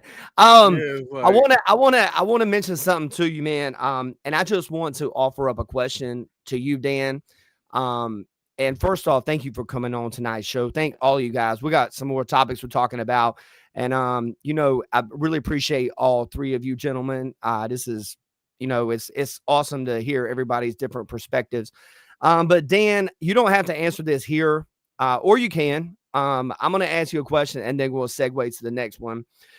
Sam mentioned earlier, he believes that marriage is between a man and a woman because of his beliefs. Okay. mm-hmm. Christianity. What's the What difference? is a woman? Well, yeah, here's the thing. Now, I hear this from the left a lot. They call people anti-trans, anti-gay, anti-this, anti. It's almost like it's the less favorite word. Anti, and racism is the less favorite two words. Oh, and white supremacy, that one too. And I was going to ask you, just because he believes that marriage is between a man and a woman because of his Christian beliefs or his religious beliefs, he has gay friends that are married and he's cool with it. How does it make someone anti-gay? Oh, good question. If they just believe marriage should be with a man and a woman, but they aren't doing anything to stop Good question. gay people from being married. Does that really make people that have that ideology anti-gay or anti-gay marriage? I'm trying to stop it. I mean, if you're gonna make the comment that says, well, I have a bunch of, I have gay friends that are married and I'm cool with them, but I don't think they should be married. Like, I mean, I'm not in a same-sex relationship, so I can't personally take offense for those individuals or whatever. But if somebody were to tell me that my marriage was somehow, if someone were to tell my wife that, for that our marriage was wrong because she's married to a Jew, that would make me think that that person is anti-Semitic. Okay, well, you didn't answer my question. My question is, if Sam has a belief that this is what he believes, right? Mm-hmm. But he's not doing anything to stop set B from happening, is it fair to call people anti if they just have a belief system in a certain thing and they speak out on what they believe? May I consolidate your question? I can consolidate yes, your question very well. What is the moral bad in vocal advocation against same-sex marriage? What is the moral dilemma in advocating against it? I think it works to perpetuate continual policies, even if you so don't, even if you're saying so that particular policies are immoral. I'm asking about morality, not politics. What is bad? I believe that we're gonna have to roll back. You're gonna have to give me more than 2 seconds to answer your question. I believe that. Hey Dan, you got 3 seconds, buddy. I'm just kidding. I believe that any advocacy against a certain thing works to help push the agenda against that certain thing, whether or not it's public ideas about it or whether or not it's, So we shouldn't push back against Israel or Palestine because the idea of pushback is bad. You just told me that the idea of pushback is bad. So we're not allowed to push back against anything. I'm looking for where that goalpost went. I'm looking for where that goalpost dude, went. I'm using your standard. Stop telling me I'm using you're not. It's called an internal critique. I'm asking for your standard, and I'm attempting to utilize your standard to criticize your own worldview. It's called an internal critique. I know that you find it inconsistent because we're using your standard here. I find it inconsistent. You are making a straw man. You're using a straw man argument because you're bringing up. I'm asking you a question. How is a question a straw man? How do you straw man a question? I'm just asking questions has been used to. It's a straw man because you're comparing apples and oranges or apples and dump trucks. How am I making a comparison and asking you what's morally bad about it? Where's the comparison? Because you're trying to say that, having a belief about whether or not I'm not saying anything, man. I'm asking a question. Your words are coming out of your mouth. You're saying things. And you're saying things, and then you're saying, no, my God. You're ridiculous. I mean, you are using such trigger language. I mean, this is what you do. You use trigger language that are meant to put a spotlight on people who disagree with you, but you can't answer simple questions. You know what? You don't like it because I think questions often aren't as simple as you like to make them to be. Oh no, they really are. All right, no, here I'll ask you a closed question. Yes or no? Closed question. Can't make it more simple than that. Is advocating against gay marriage bad? Yes. Why? Because it treats people as if they're different from the rest, that they're others. It others people. Yeah, and, what's morally bad about treating people different? What's morally bad for treating people by treating people saying that these two people, because they happen to be the same gender, can't have the same legal rights? Am I doing something bad by treating you differently than I'm treating Sam because Sam has a functioning head on his shoulders, so I'm not utilizing certain criticisms against him? Am I being bad towards Sam because I'm not treating him the same way as I'm treating you? You're not doing it based on anything based on like race or sexual orientation or whatever. No, I'm doing it. Actually, I glorify Sam because as a black man, he's a pinnacle for his demographic. So actually, I do base it upon race. I give him more merit due to the fact that he is in the position that he's in and has the system that he has. How you can't see that that's a racist comment is it just is racist. No, I don't have a problem with. I think that racist. Do you know what racism is? Racism is acting upon one's race. So how is No. DEI not racist because you're acting upon race? You're hiring people it's like all these yeah. I don't have the problem with racism, sir. So you have to Do you know who convince benefits me from why my DEI? racism Do you know? is wrong. You know? Do you? I mean, you're admitting you have no problem with racism. So No, I mean, yeah, I think because my racism is definition wrong. of racism is probably different than yours. Yeah.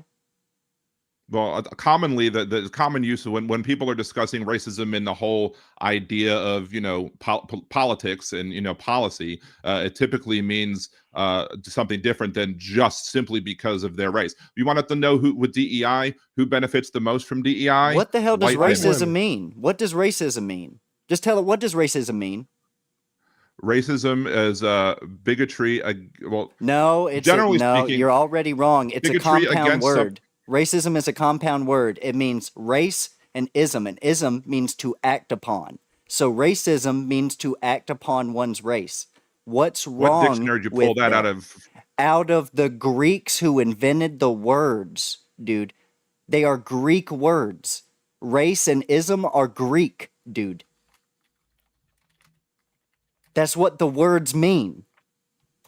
Learn this shit in elementary school, man. Latin and Greek root words. You don't know that ism means action? You learned Latin in elementary school? That's a Yeah, pretty well, advanced yeah. elementary I school. was in private school from 3rd to 8th grade, but never mind that. I was in private school. Was long. All for right, longer all right. than that, but Awesome. Still, All right. Awesome. Hey, all right, guys.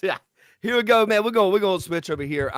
Again, man, I got a question, and I actually want to start this one with Liberal Dan here. And again, you guys, my name's Nick Driver. I got Sawyer right over here. I got my man Sam. Let me see if I can. Yeah, I'm having to do this. But I got Sam down there. and we got Liberal Dan down here. Hey, dude, you're a if you good guys- sport. You're a good sport. We're glad that you're here tonight with us. Absolutely, Dan. We absolutely are. And he has a show as well. Dan, do you want to take a second and tell them where to check your stuff out before we go on to the next topic? yeah. Right now, Mondays and Wednesdays, 8 p.m. Central at liberaldanradio.com, which brings you directly to the YouTube channel, or at twitch.liberaldanradio.com. Either way, I'll get you there.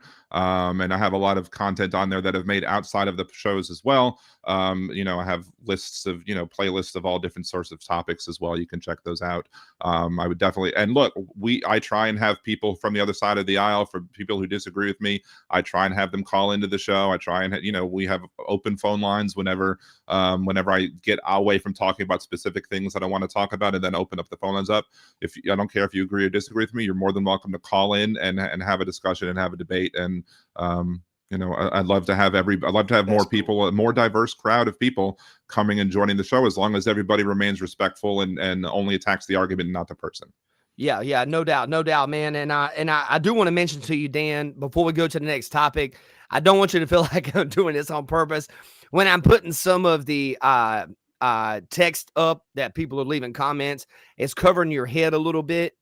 Because I get it. It's fine. No, I that's how it works. I didn't want you to think I was doing that on purpose. No, I didn't want you to be like, "Yo, Nick's covering my head if I'm trying to talk." You know what I'm saying? So I mean, it's probably for the betterment of the audience that they not see my face all the time, right? I mean, I married up, like so I married up. Oh man, you're a handsome fella, Dan. So we're gonna start with you. We're gonna start with you on this next one. We got Liberal Dan gonna kick this next one off. All right, man. What is a woman? I was waiting for that one. Why has such a simple question become so controversial?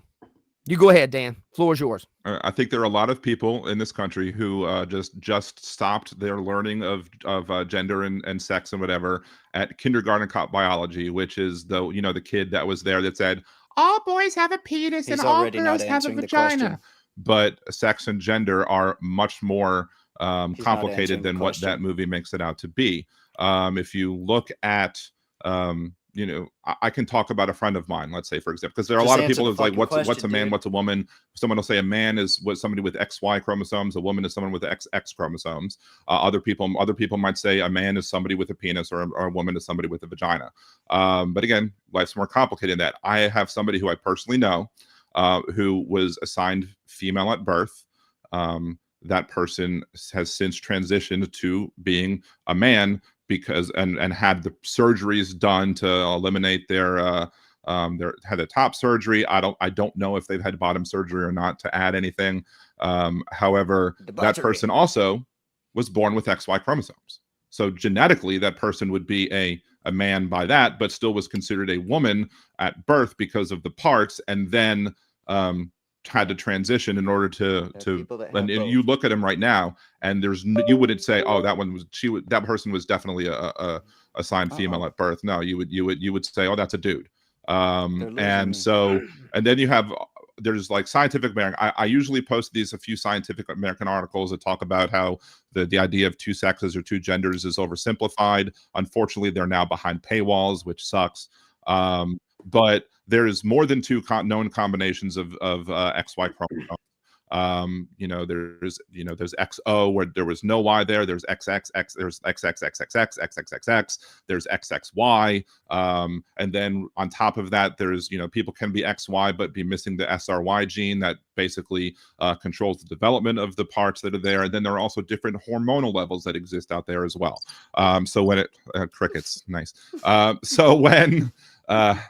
So when you're talking about what is a man, what is a woman, I think there are societal things as to what certain things are feminine and what certain things are masculine. And usually, colloquially speaking, when we're talking about what is a woman, it's people who more embrace a feminine side of life, and men are people who embrace a masculine side of life. Again, what is feminine and what is masculine also changes over the years as well, simply because of the fact that I'll send you $10. Pink used to be considered manly, and then it stopped being manly, and then now whatever. So the idea of what is a woman is like, if somebody says I'm a woman, then that's good enough for me, because I think an individual is best suited to tell me what they are than anybody else. All right, Dan, I appreciate that, man. I wanna mention something to you, man. Maybe my brain is just a little bit more simple, but to me, a man has a ding-along and a woman has what she has, man. And I mean, to me, it's a biological situation. Maybe I'm oversimplifying the situation here. But I also want to take time. And I guess what this leads into is there's a difference in, I guess, Dan, I hear what you're saying, but I guess the thing that kind of makes me think about this is I'm perfectly fine with people feeling they are who they are. You know what I'm saying? Mm-hmm. But it's the situations we get into once we maneuver this into a government policy, such as men and women's sports, men in combat sports with women. If LeBron James decides tomorrow that he's trans, does he go to the WNBA? Do we finally start getting dunks in the WNBA? I mean, I don't know. Like, I'm sitting here thinking that's kind of what I don't think people. I'm a libertarian, but I think the issue with it. Well, the more and more, it is cool, but I'll tell you, man, the further this stuff goes, it's when you start writing policy that puts boys in girls' bathrooms. I don't think anybody on this panel is a bigot, a racist. I don't think anybody on this panel. We're actually having a discussion trying to figure out where we're all coming from. I'm a racist. I think it's the spaces that it leads us into when we start trying to put this stuff into policy. I want to jump over here to Sawyer. What's your take on this? On the what is a woman thing? Yeah. Oh, a woman is an adult biological humanoid female with XX chromosomes. That's that. It's pretty straightforward. Sam, what's your take? Same exact thing. I think the problem is when we start to now mix up the word gender. I think when it comes to like the state of North Carolina and all their policies, instead of using gender as what qualifies you for a specific sport, they should just put biological sex. that right there would nip in the bud. But I think because of all the money that politicians are able to gain, it should be a simple answer. And what I always tell people is life is simple. Anytime I hear a politician making things complicated, the gift of communication, Reagan had it, Clinton had it, Obama had it, Trump has it. Hey, everybody's They watching on my simplify, end. they say simple Hope y'all are doing sixth good. grade words I'll get to some that chats after this people show. remember. Not a whole different vernacular of this and that. So start To putting some me, chats is in. wrong for biological boys to destroy these young Y'all show women some in the love for pool, on the He's showing volleyball out court, tonight. on the basketball court, on track and field. It's more about using the gender is basically taking Doing work. everything out of context, and that's why they tried to do the George Floyd Act. We already had the Civil Rights Act, which included Title VII, but they wanted the George Floyd Act, and people don't understand that it wasn't even hidden. The George Floyd Act was basically to solidify certain rights to the trans community. That's literally what the George Floyd Act was. So I just think we got to stop using all these different vernaculars, complex, and just use the word sex. Because if a man can be a woman all of a sudden, then all the people that's saying that Rachel Dolezal couldn't be black when she was a president of the NAACP, and they kicked her out when they found out that she was biologically a white woman. If she felt in her heart that she was black, guess what? Based off liberal Dan, she black. So acknowledge her and respect. Yeah. And I'll close with Yeah. this real quick. When I talked about my friends that happen to be in marriages, I have my personal principles, which they are well aware of, but I also respect the law. So if the law says that something is legal, I respect that. All right, let me I kind of like the whether or not Hey Dan, I saw the Brittany's question. I'll get to we got a Brittany's question. We got a question. You wanna go for like 30 seconds before we get into Brittany's question? Yeah, absolutely. Just to give a kind of a 30,000 point Yeah, foot go ahead, view go of ahead, Dan, go where ahead, I Dan. am as a person, which is that Sam says things are simple, and generally things can be simple, but as a software developer in my regular 9-to-5 life, I always tend to look for the boundary conditions, like the exceptions to the rules, like the things bullshit. that might break a system. That's So such a that's bullshit a lot of argument. times where I focus Finding my arguments exceptions to the rules. is to make sure that laws can handle So the what? exceptions that happen in society, Oh, as God. well as the general things that happen in society. Now, Brittany asked about how I feel about children transitioning. Yeah, he go. I'm gonna read it for you there, Mr. Dan. Brittany, what up, Brittany? Thank you for tuning in. And Brittany says, "Can I ask Dan a question? What do you feel about child transitioning? I'm really not against an adult deciding they want to be something else. Yeah. I can't control another adult, but would you agree or disagree that transitioning is an adult choice / should be done at a legal age?" Put them all in. All right, Dan, go ahead. There are no examples that I know of that I would see of any children who are getting bottom surgery or top surgery for gender purposes. I do know cis women who have actually gotten top surgery as younger because for their health reasons.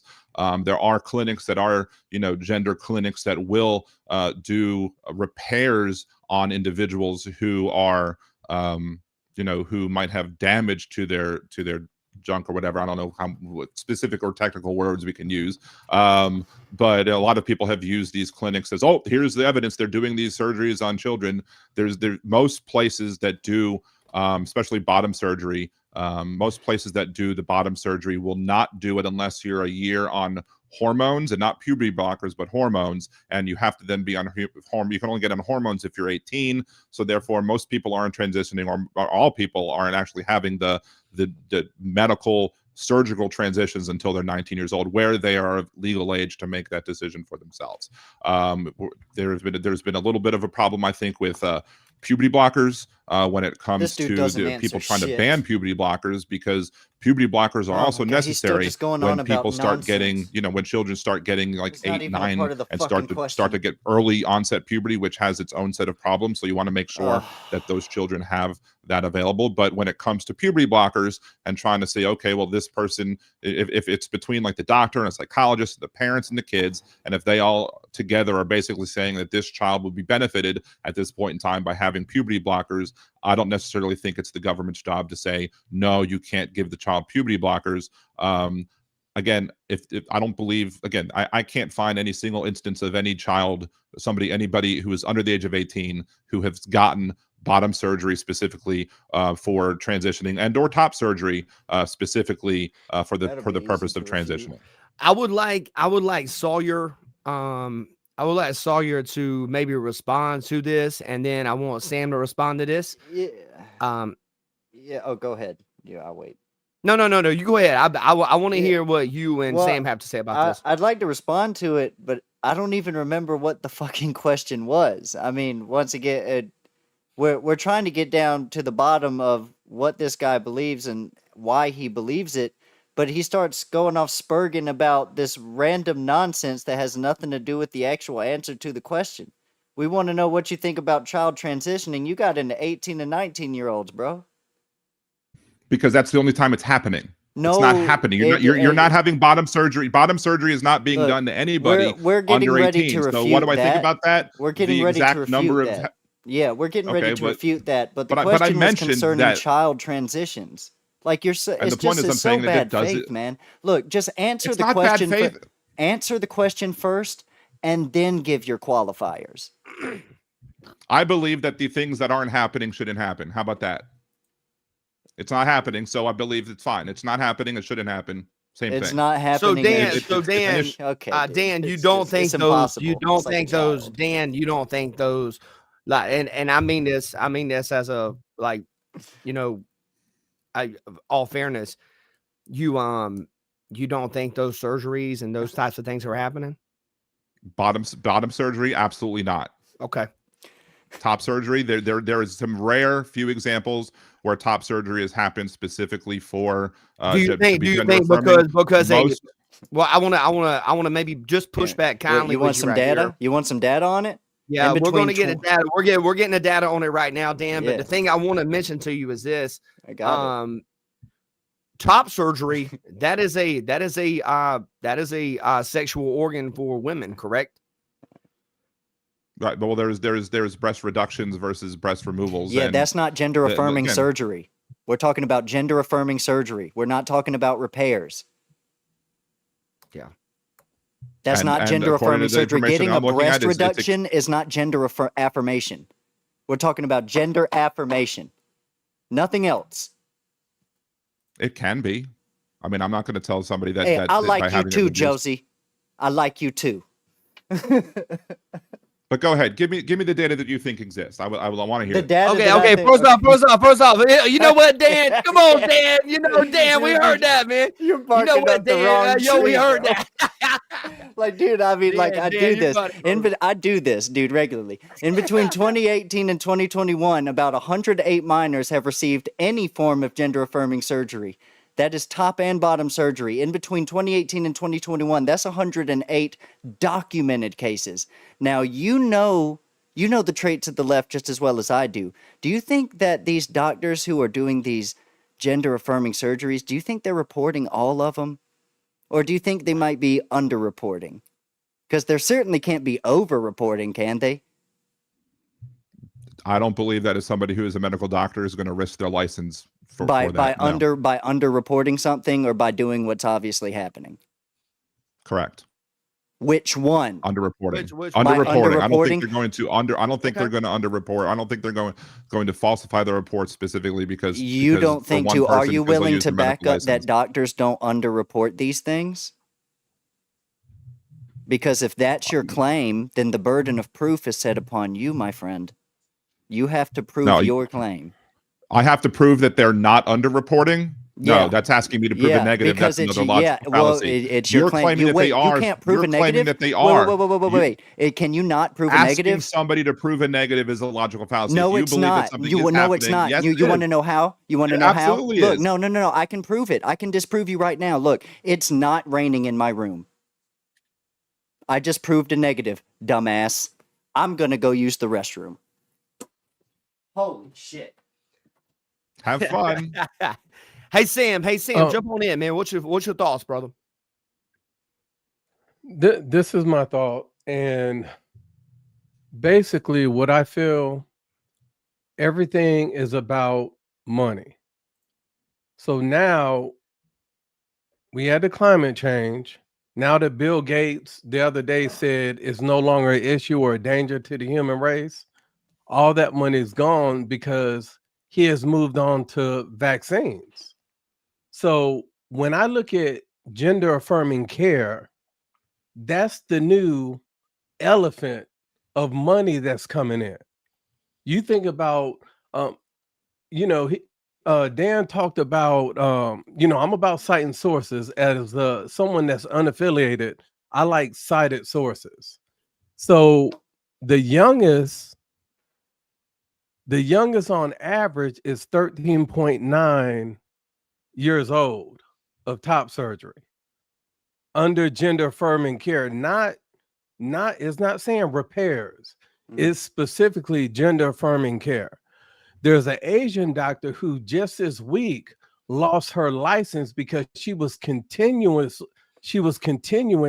to give the gender affirming medication. This dude is a fucking nut. Saying she just lost her license. So when we look at for those 12 and younger, it was 0. The reason why most likely is Medical 0 industry in my never eyes falsified is documents. because Yeah. those young women haven't developed breasts yet. And that's the only reason why we won't see top surgeries. But as Dan said earlier, okay, if somebody starts to hit puberty at 12 or 13, that's why they do have statistical numbers of 13-year-olds getting top surgery. So the thing is like all these doctors that are making money off this top surgery, this bottom surgery, they're making money off of it. That's what people don't understand. That's the next golden goose egg is trans surgery. Look how much they're paying for those surgeries. And so what's going to happen by using liberal Dan's logic is you're going to have a young lady who's going to report to the dentist's office. I mean, not the dentist's office, to the doctor's office, and basically take a knife, stab her breast, and start pouring out blood. I need you to repair this. Remove my breast. That's a gender affirming surgery. It's almost like so when I had a little thing in my back and I went to get it treated or to take it out. They basically said, okay, does it hurt? I said, what do you mean if it hurts? Well, if it hurts, then it'll be covered under this insurance. If it doesn't, it's going to be cosmetic. And you're going to have to pay the $500 to have it removed. I said, oh, no, it hurts like crazy. My shoulder's hurting, everything. And guess what?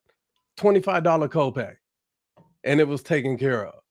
So the thing is, you're going to have a lot. When I talked about these young kids self-diagnosing themselves, when you begin to, at a young age, start this transition, a lot of times because your parent is trying to convince you so that parent can go around and brag, oh, I got a trans kid, I got a queer kid, I got this. They want to be a part of the get along game. Yeah. They want to be a part of that club.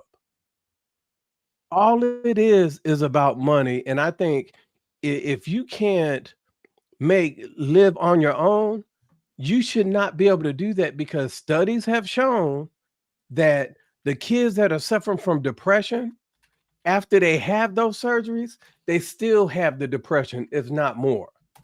If you're not born a man, it don't matter what you do, you will never feel like a man.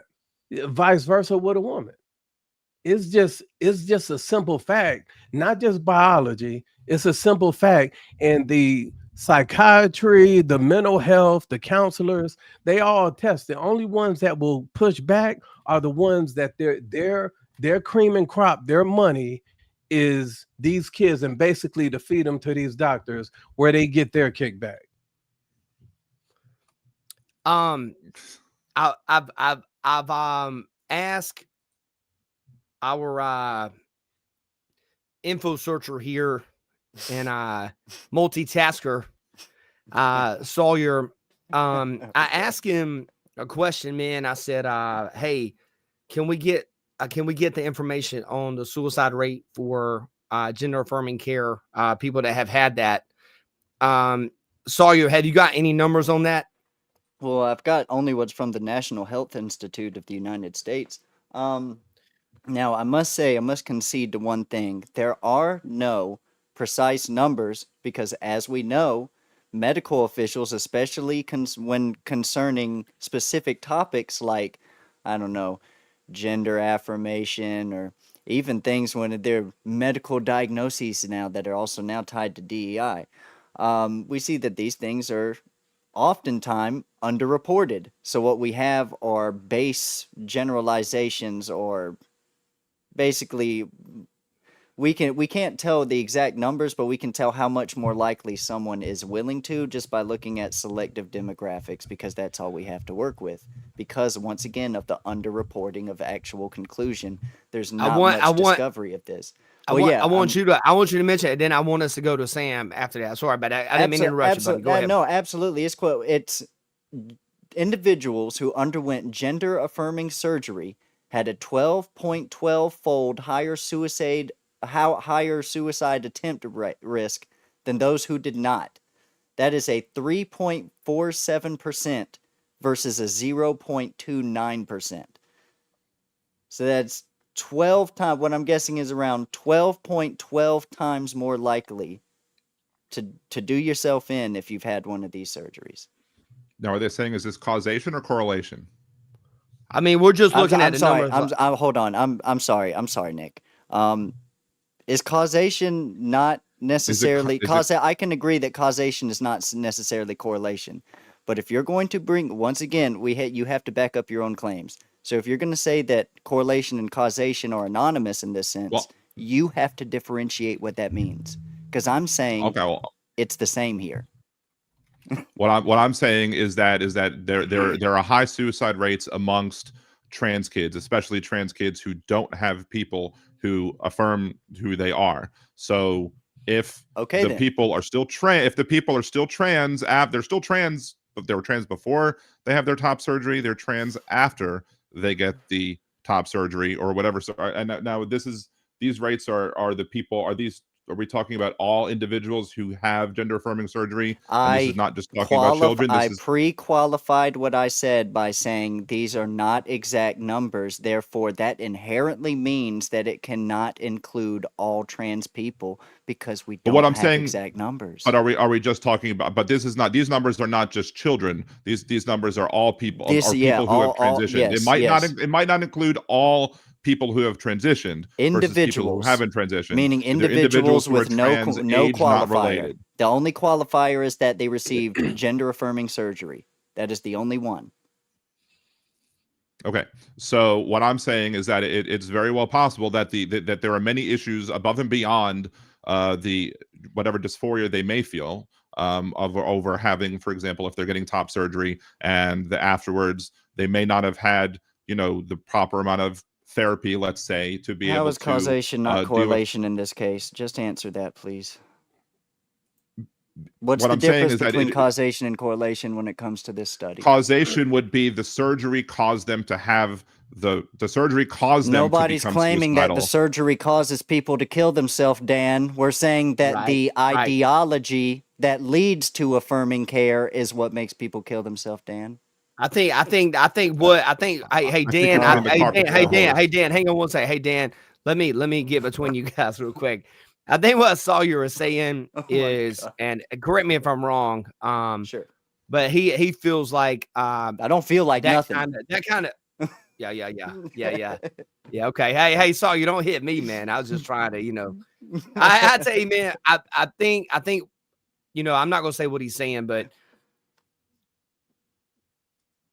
just me personally, like, I feel like Dan, and I mean this with all due respect, you know, I got respect for you, but I feel like sometimes when the questions are answered, it's almost when the questions are asked, I'm sorry, it's kind of like you're going around, and the consensus I'm getting from a lot of the people in the chat is like, if one guy put in here, ask Dan what his favorite color is, and he'll talk to you for 1 minute about no colors. And the thing I'm going is, like, sometimes there's yes or no questions. And I think that's what we're like trying to get back to. I mean, we I can't. think there are. Can't make it more I think simple. Than I we've agree tried with to you make that it for you, there man. are yes or no questions. There absolutely are yes or no questions. But there are examples where yes or no is asking if a yes or no is You know not what? necessarily. I concede to what you're saying. Yes, I absolutely agree. Just like Sam and I specifically, I won't speak on Nick because he's more in a moderator position on this panel. However, I can speak for Sam and I when say we agree that there are people who identify with a gender that they're not born with. We just don't decide to dignify it with any kind of advocation. Kind of like you're not dignifying my questions simply because you don't agree with them. So you know what? You don't like my that answers. You don't like my answers because you don't agree with it. I'm saying No, I don't like your answers because they're not answers. Hey, Dan, hang on one second. Hey, Dan, hang on one second. We got to make sure we give everybody a chance to chat about these conversations. Sam, you're up now. Okay, I just I sent you the last link for Colorado I'm gonna see it. that allow those surgeries under 18. And basically, in order for someone to get either top or bottom surgery, all they have to do is have a parental or their guardian's consent, a letter from a licensed medical health provider. Now, right there, clear as that's day. easy to find because all they have to do is Google Right there, counselor clear as day. for trans, and they'll pop up everywhere because that's big money. And the third Under is 18. approval from a medical doctor, which most likely will be the medical doctor in that clinic that's performing Right the there, surgery. clear as day for everyone to see. That's how easy it is. And Anytime you have Colorado's show not the only muscles. state. So the thing is these kids are being damaged for what they're not sure. I'm going to tell you a story about when I was growing up in Detroit. I was around, it was mostly all women.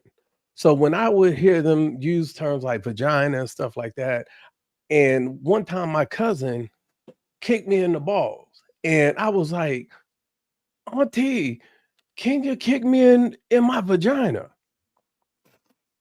That was when I was like 7 or 8 years old. If I was in today's time, and I had made that comment, instead of my aunt educating me on, no, you have testicles, you got balls, you got a, penis, you don't have a vagina. If my aunt was in today's times, oh, well, you can start wearing a dress. You a girl. That's where we begin to, walk the line of no return, because once a young lady get her breast cut off, that's it. Unless she goes to, the doctor's out someplace and get implants later, but her psychological is gone. They get the bottom surgery. If they're like, you know what? I know somebody in Texas, she was going through the hormones and all that stuff. And guess what? When she turned 27, she was like, you know what? I'm not a guy. I'm not a female that, I'm not a guy that was born in a female's body. I'm a female that just like coochie. And I like to wear Jordans and sweats. Yeah.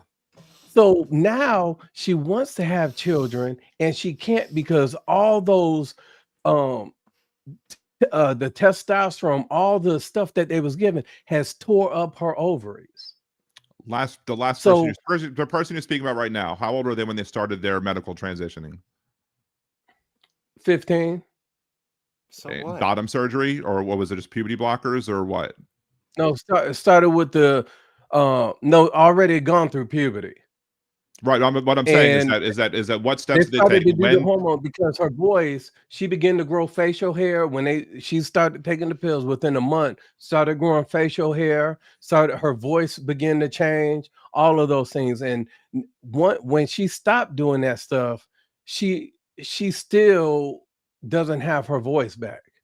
And she's dealing with a lot of mental issues because other people that are friends with her are saying, you need to check on her. You need to check on her. We haven't talked to her in days. Last time she was walking, you know, on the Katy freeway. So that's the thing, is like, sometimes you're too young for certain things that are permanent, supposed to be permanent changes. And any adult in their right mind that advocates for a 6, a 12, a 14-year-old doing that, I'll stay away from them. I question their morality because they're doing more damage. You don't know. You got people that turn 30, 40 years old just figuring out what they want to be in life. And you're telling me you about to do something permanent to a dang on teenager, giving pills that's going to blow their ovaries out the box? That right there is immoral. But you know what? Here in America, money trumps morality. And see, I just, all right, what was it? The 108 over the past over a 3-4 year period who did get like the top surgery or whatever. And again, a lot of those are individuals who, I mean, you clearly have, you know, you think that if people are going to, you know, get the parental consent, get the letter from the licensed doctor, get to talk to your mental health person or whatever, and they've gone through all those steps, and you just think that all of that is just going to be an industry, like a trans industry, a pipeline to shove all of these kids. But 108 people is not making it over the course of 3, 4, 5 years is not making it an industry. That's like the rarest of the rare. That's not, you know, it's not the norm. And look, if there are people who are inappropriately giving people hormone therapy too early or doing surgeries that are too early, and a lot of the people who do get top surgery at 16 and 17, they're supposed to have, you know, be able to understand what's going to happen with what's going on with their body, and after the surgery they're going to have to, and they're going to go through the medical. If the doctors and whatever are doing it, you know, in a way that do not go through the guidelines that one must be to be that absolute rare minority of people, then absolutely they should be gone after, and they should lose their license. They should go to prison because they are not following the guidelines that you're supposed to follow in order to do this. But here's the thing. Like, developing at 25, you know, you might be there are some parents, and I'm trying to put myself in a position of because I don't believe that there are this epidemic of parents who are going to be like, oh, I don't want to be the cool parent, so I'm going to try and convince my kid to be trans. Like, I would never. Like, I'm very supportive of trans. Being the parent of a trans is the cool group. But before, I want to reiterate on something you said that's not really a fact. And I'll cite my sources. In 2022, trans surgeries generated $2.1 billion. Jeez. Just in 2022 is estimated. Adult, right? How many of those are kids versus adults? If you would just sometimes don't speak to speak, but sometimes it's okay just not say nothing and just to take in the information. Yeah, just fucking. Can we let's let Sam finish his sentence before we all interject. Is that cool? Fair. And by 2030, it's expected or projected to be over $5 billion per year.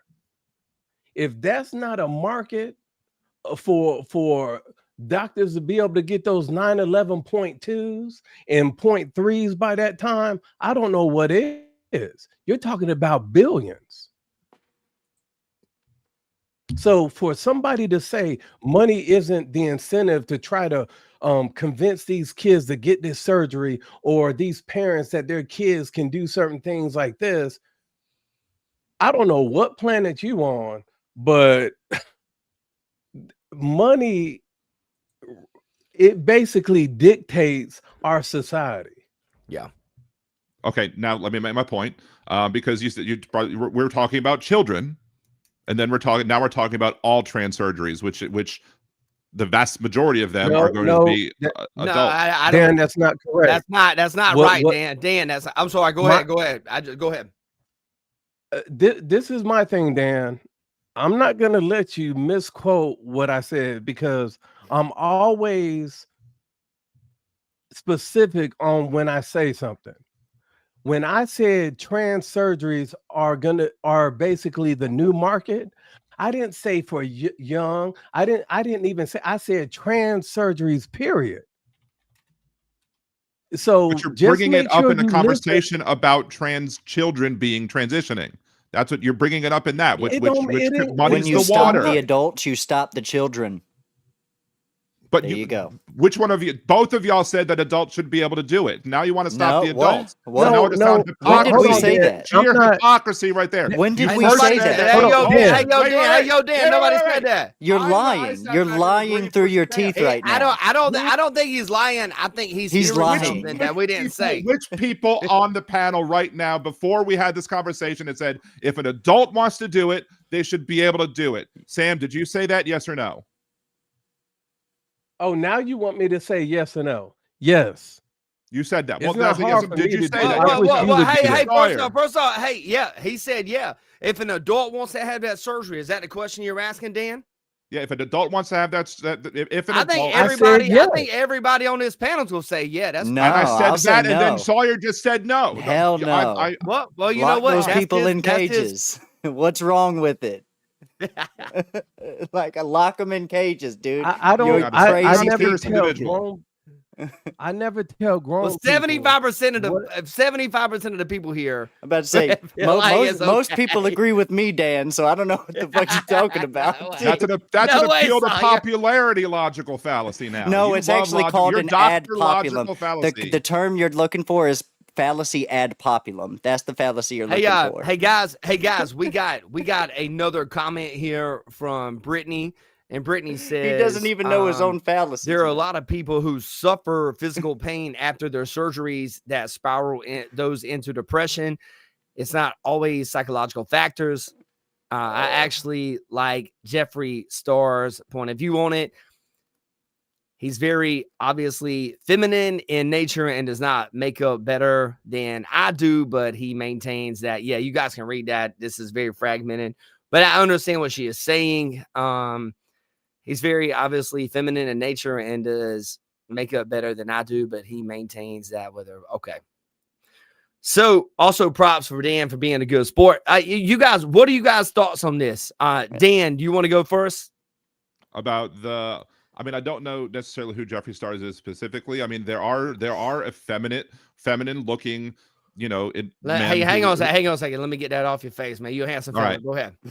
Thank you so much.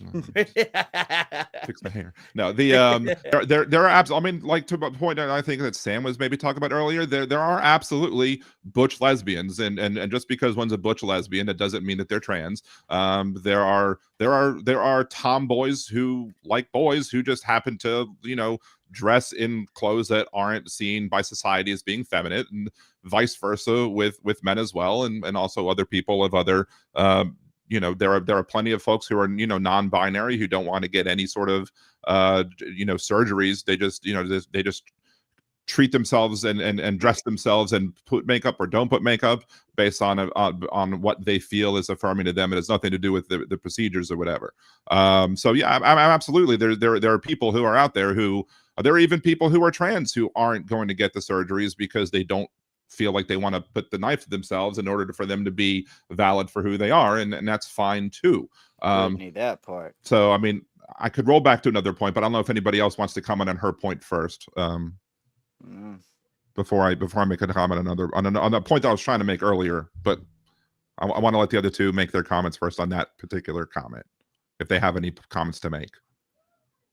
Dude, I don't know. I consistently get lost in what the current topic is because I'm consistently lost in what we're actually talking about because it keeps on going to other shit.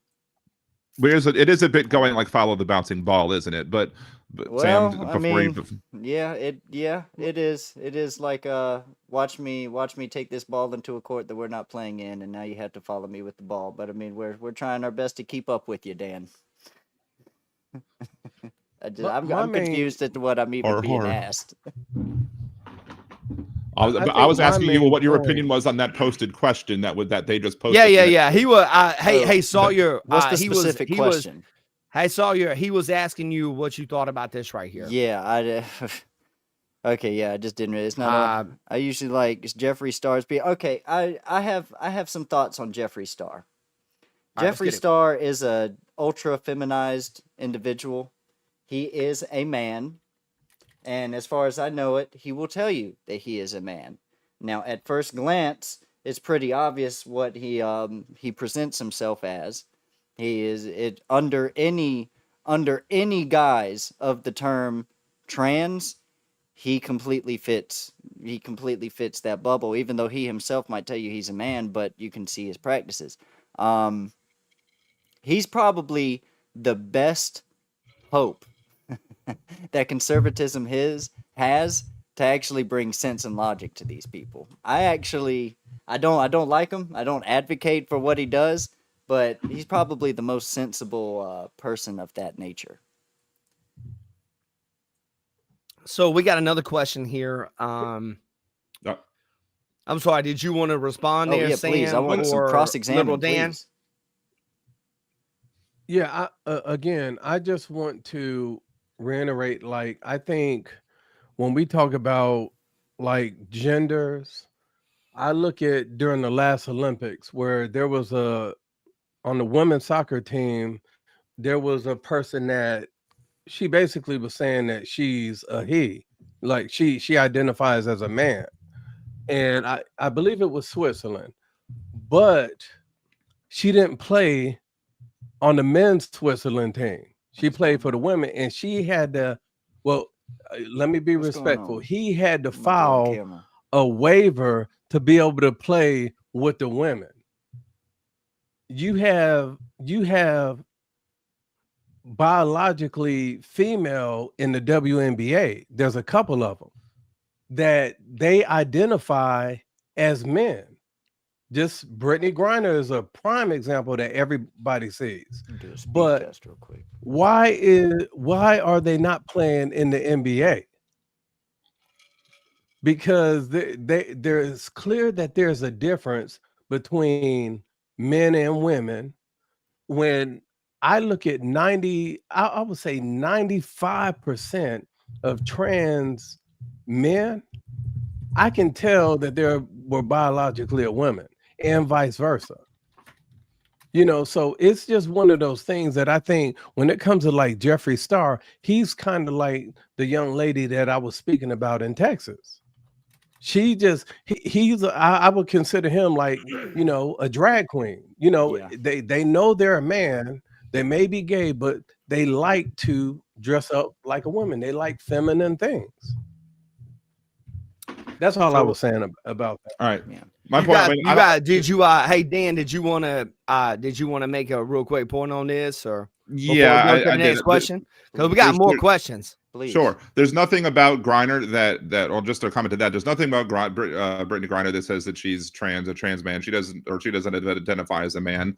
You have in the Olympics, you have like somebody like Caster Semenya who just has hormone levels that are. Here we go again, man. But you cannot, Dan. You cannot just simplify anything. You don't answer anything. This issue is not a simple issue. This is the university effect, man. This is the university effect. Brittany Griner skates around. This is Sawyer. This is a universe effect, man. Brittany Griner, I'm a dropout. She skates. They skateboard on the street with no shirt, just shorts on. When they're at their pool, they just got shorts on, no top, no nothing. The thing is like, you may not follow that community, the basketball community or anything like that, like I do or anything. But for you to even say that, most of the members of the NBA or WNBA would laugh at you.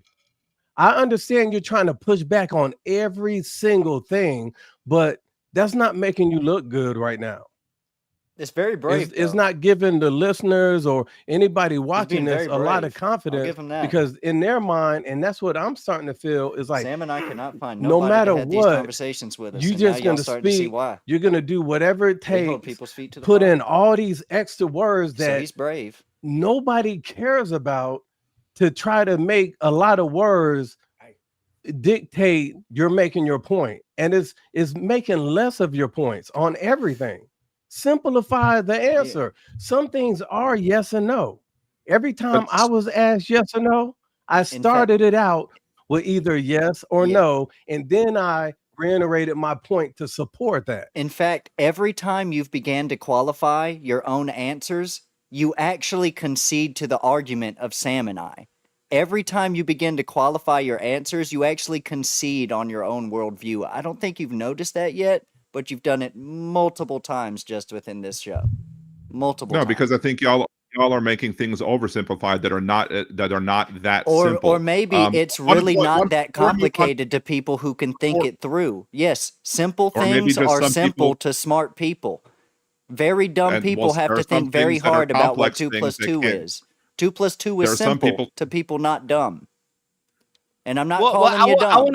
I just want to make that clear. I'm not calling you dumb. He didn't call you dumb, but the thing, one thing, hang on one second. I want to mention this. I know we're talking about heated topics and things that get taken out of context, but I want to mention something. I talked to this person recently. That's a pretty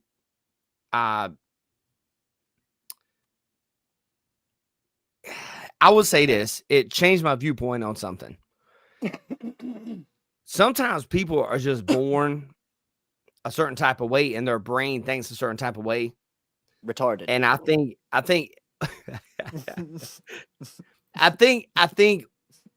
people are, they have a tendency to, okay, well, this is what I think, that's what I think. And we have a tendency, and especially since 2020, we've gone through COVID, we're in our bubbles.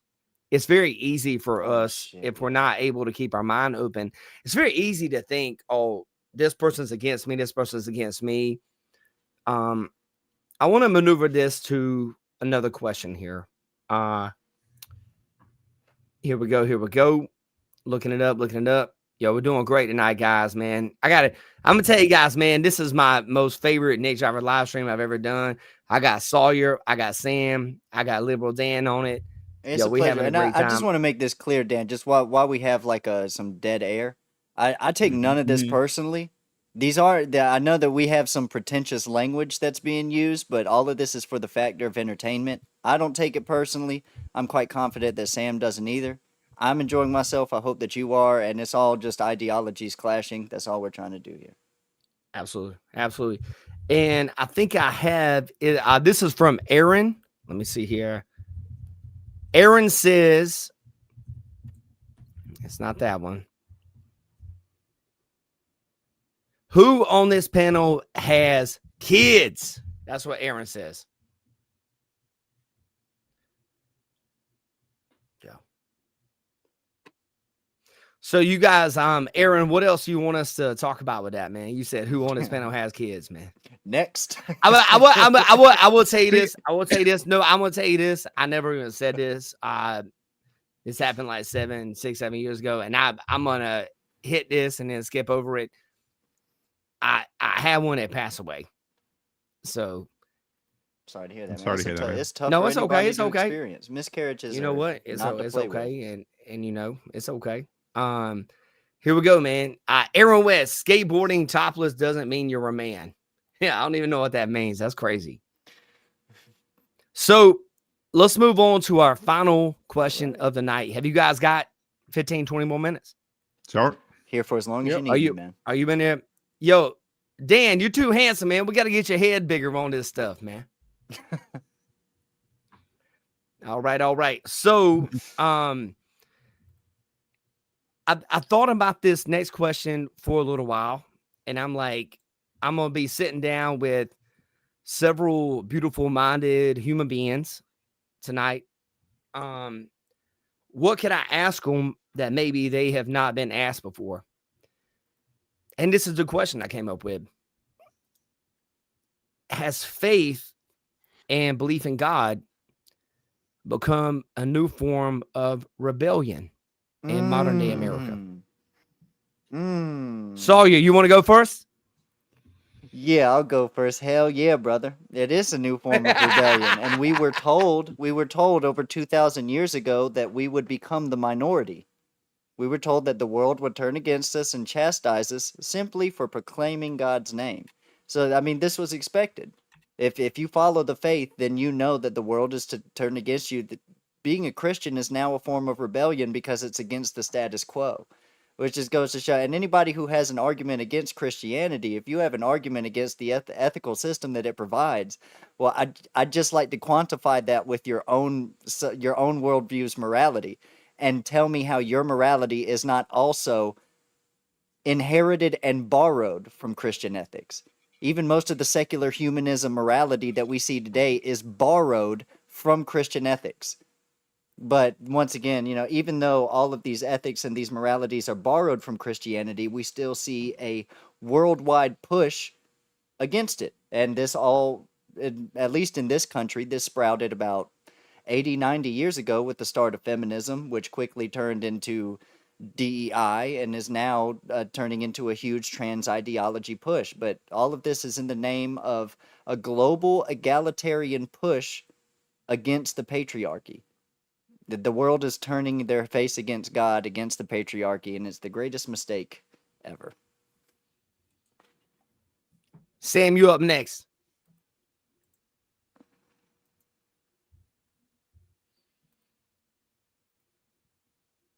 Muted.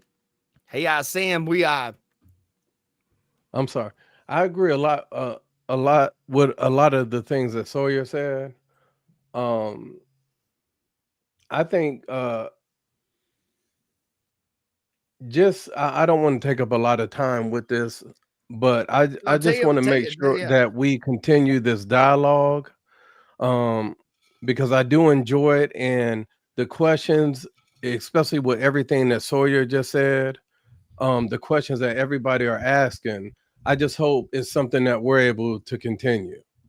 Because even though I don't agree with some of the things that Liberal Dan says, I feel that it's healthy for me still to hear him, hear him out. And I want everybody on here to do well. And anytime that I don't want anybody to get offended, but if I state something, I just want, I'm watching this as an unaffiliated voter, as a listener. So anything that I relay to Sawyer, anything I relay to Liberal Dan, I want you guys to understand is that I want us all to be great communicators and to be able to get our points across effectively, whether we disagree with it or not. And that's the only thing I wanted to say as far as. That's what's up. All That's what's up. So I want us to do one little segment before we leave. Right. Do you want me to answer too, or no? Oh yeah. I'm sorry, Dan. I'm sorry. My bad, Dan. My bad. Go ahead, buddy. My bad. Go ahead. All right. Yeah, we absolutely want you to answer. Sorry about that. 87% of Congress are Christian. The vast majority, I think 8 out of 9 of the members of the Supreme Court are Christian. I think you only have one Jewish person on there. And then you have Donald Trump, who identifies also as a Christian. So as long as we're led by, our rules are made by, the decisions about those rules are made by, and that doesn't even count all the legislatures in the rest Christian of the country that are not made by predominantly men. Christian as well. As long as the power structures are made up by Christians, I don't think it's rebellious to be a Christian. So that's my answer. Well, you know what? Hey, I could contend with Might that. not agree with everything you said, but here's what I'm gonna Yeah, tell you. I could contend with that. Yeah. So,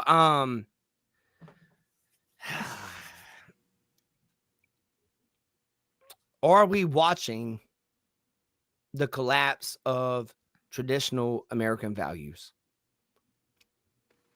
in 2025? Sam, can you start this off? Yes.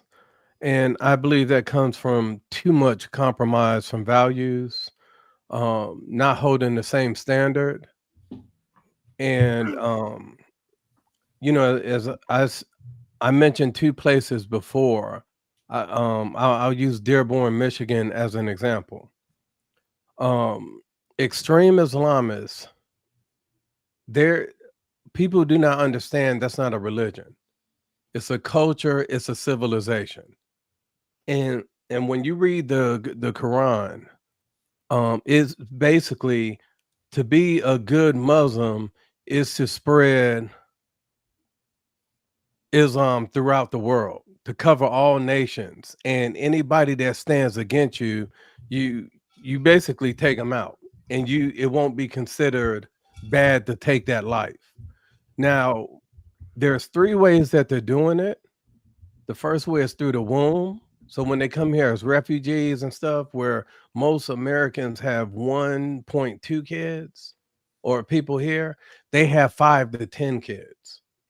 And what happens is they're beginning to overpopulate, and gain numbers. That's why in Dearborn, Michigan now, the entire city council, including the mayor, are Islamists. They do their call to prayer at 5:30 a.m. on loudspeakers all throughout the city. When we see all the mosques that are here in the US, why are they praying out on the street? They're praying on the street so they assert their dominance. But the womb is the other one. And then the taqiyya, which I've shared with Sawyer on our podcast, is basically saying, like, if you're a Muslim, you're not supposed to eat pork.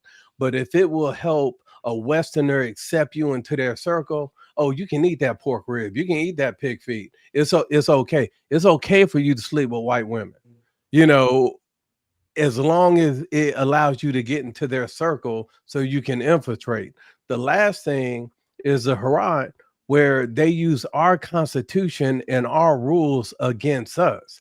That's why anytime you see Islamists, they live that culture of Islam, but anytime they're pushed against, you're Islamic phobic. That's our religion. They don't look at it as a religion. They're saying that because they're using our laws to get what they want. So as long as they continue to multiply like crazy, you look at the guy that's most likely going to be the mayor of New York City. Same exact thing.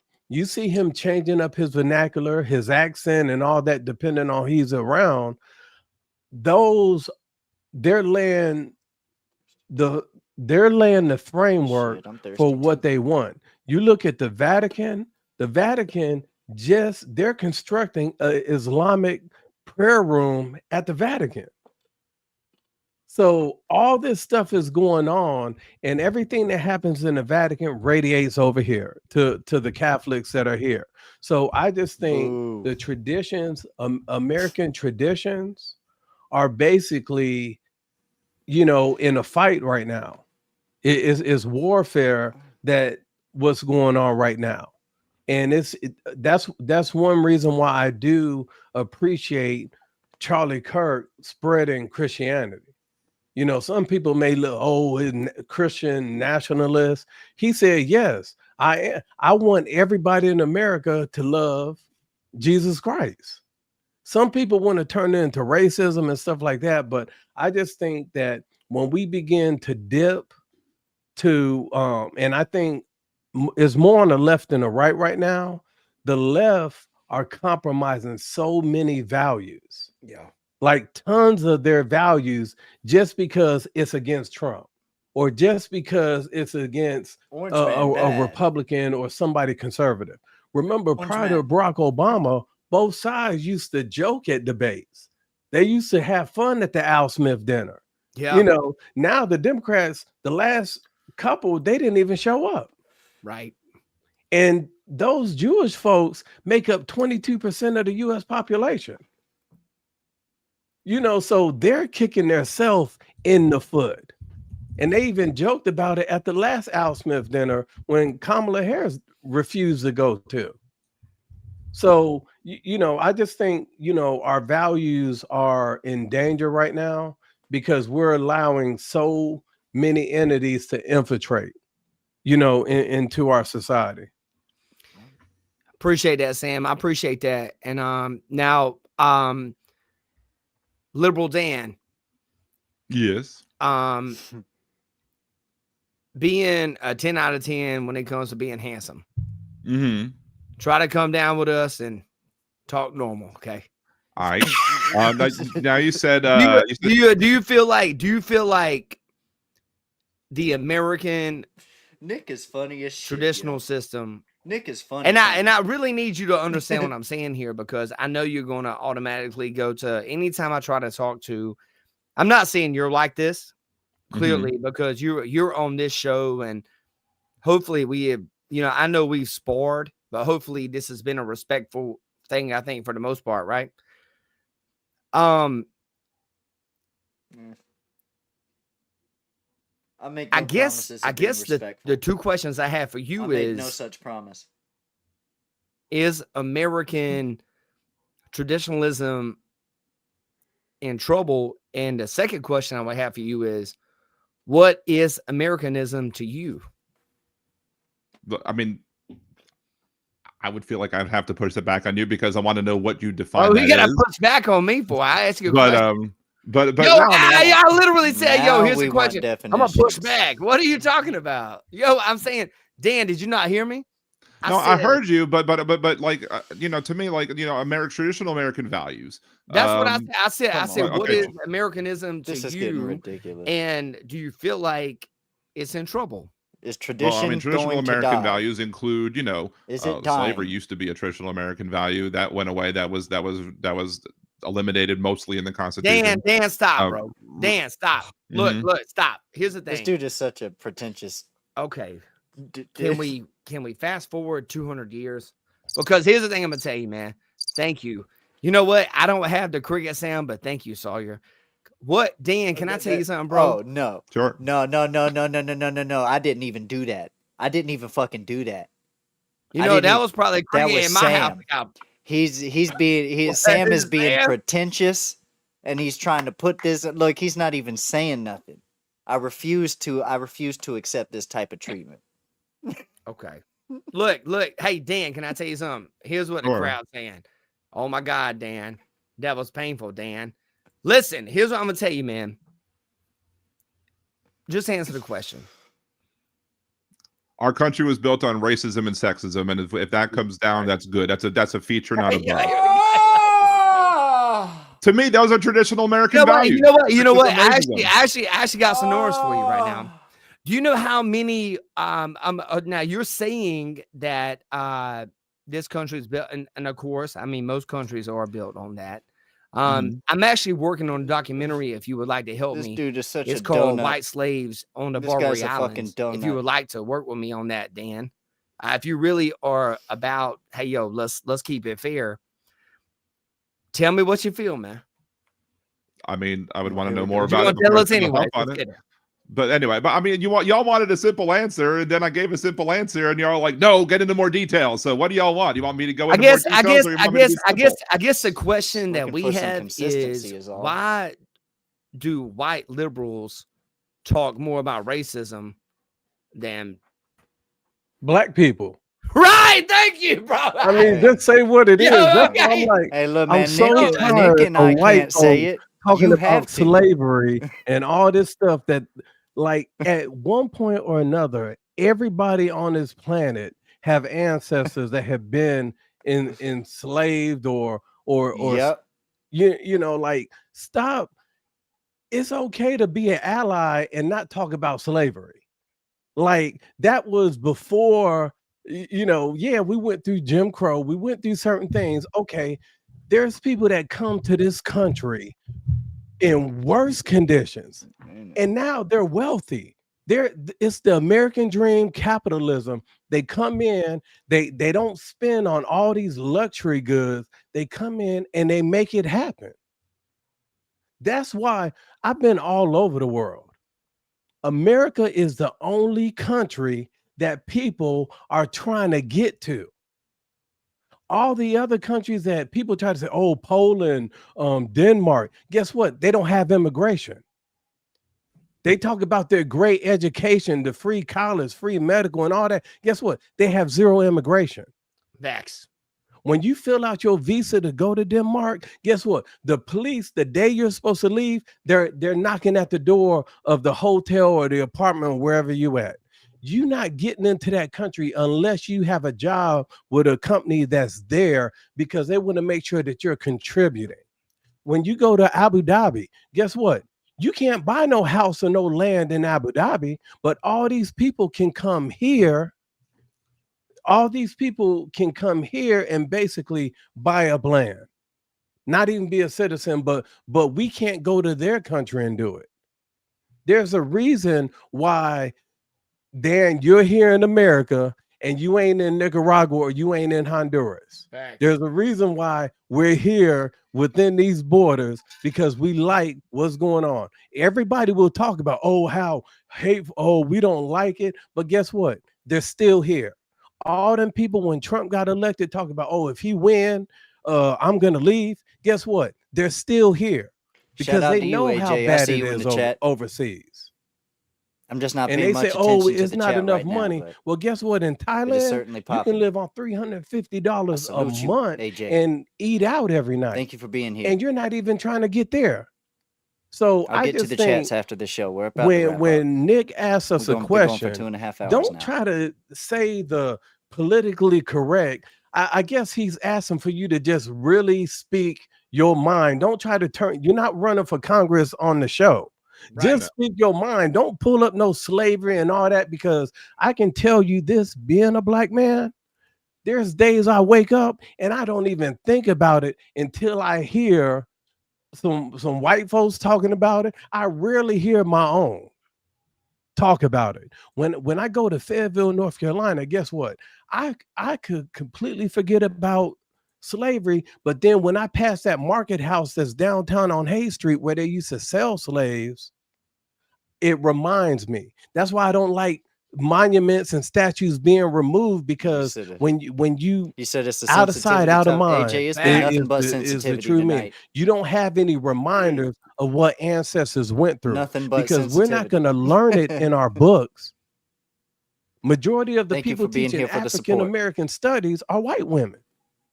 Vax. We DEI greatly is only appreciate you. employed. You're always here. You put DEI only 3.7 of directors are black folks. Only 4% of DEI positions are black folks. So I'm not going to sit there and rally for something that's not benefiting the folks that they're trying to tell us it is. I don't like when white folks try to tell black folks what's good for them and they Fact. haven't even lived in the hood. Fact. People up here talking about what's going on in Chicago when I got family on the South Side. Vax. Everybody talking about that stuff don't even stay there. They stay in South Holland, Southfield, Skokie. They don't stay in the South Side. Hey, Yo, I was let's the go. on- Yo, let's go, Sam. Let's go, man. Yo, I Alright. feel like I'm at a sermon. I lived I my was early the only Yeah. I was the only white kid in my family. I literally was here we go with growing this, up man. in I was literally growing up in the hood. I'm not going to try and claim that I know how it is to be a black person or whatever. Oh my God. But you know, we can have a country that where you can have two things that are both true. You could have the fact that America is a country that has a lot of opportunity for a lot of people, and that's why a lot of people want to come here for the opportunities that are available to them, while also having a country that has see you laughing in significant the flaws chat. that still need to be This fixed. dude is a goober. All right. Well, I'll tell you what, Dan. I'll tell you what, man.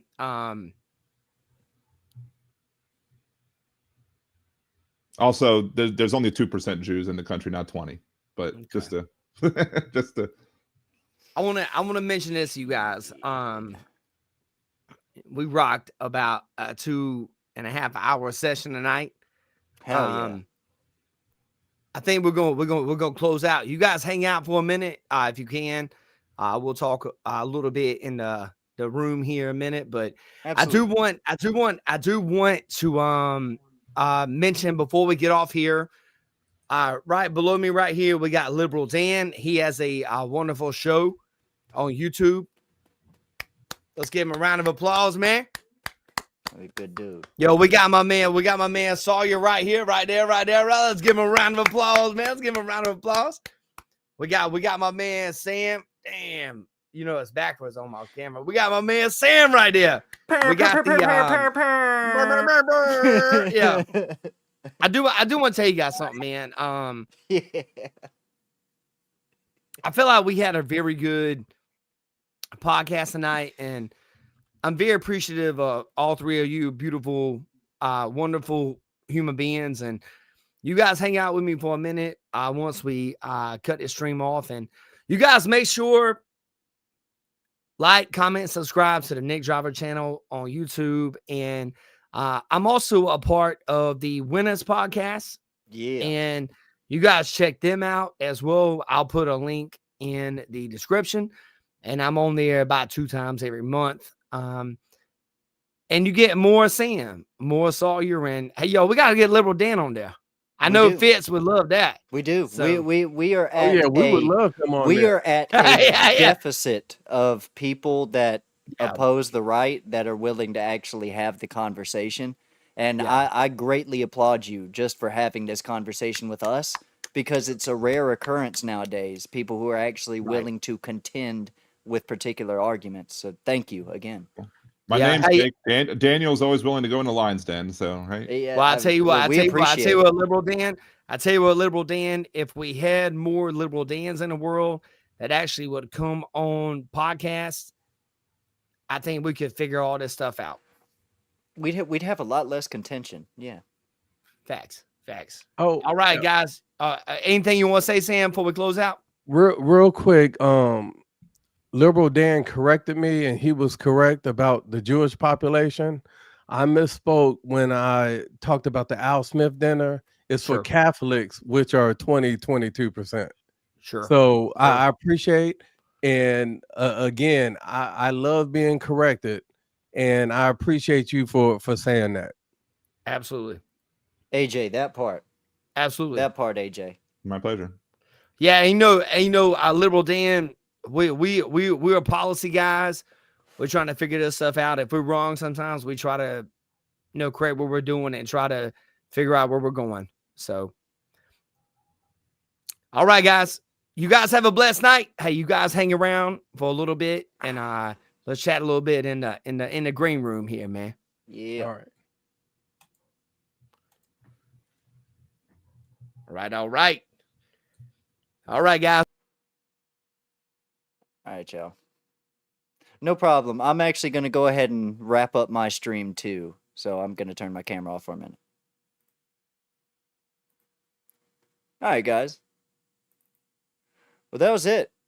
I hope you guys enjoyed that, because that was really fun. We don't get to do things like Oh, I didn't know I wasn't muted on their side. We don't get to do things like this often.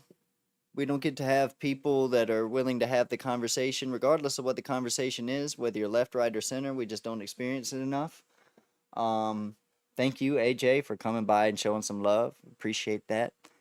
We're going to go ahead and wrap the stream up. Gonna cut it short in a different fashion. We're not really gonna take it out with the music and the away screen. Just gonna cut it off so I can hang out with my friends a little bit here.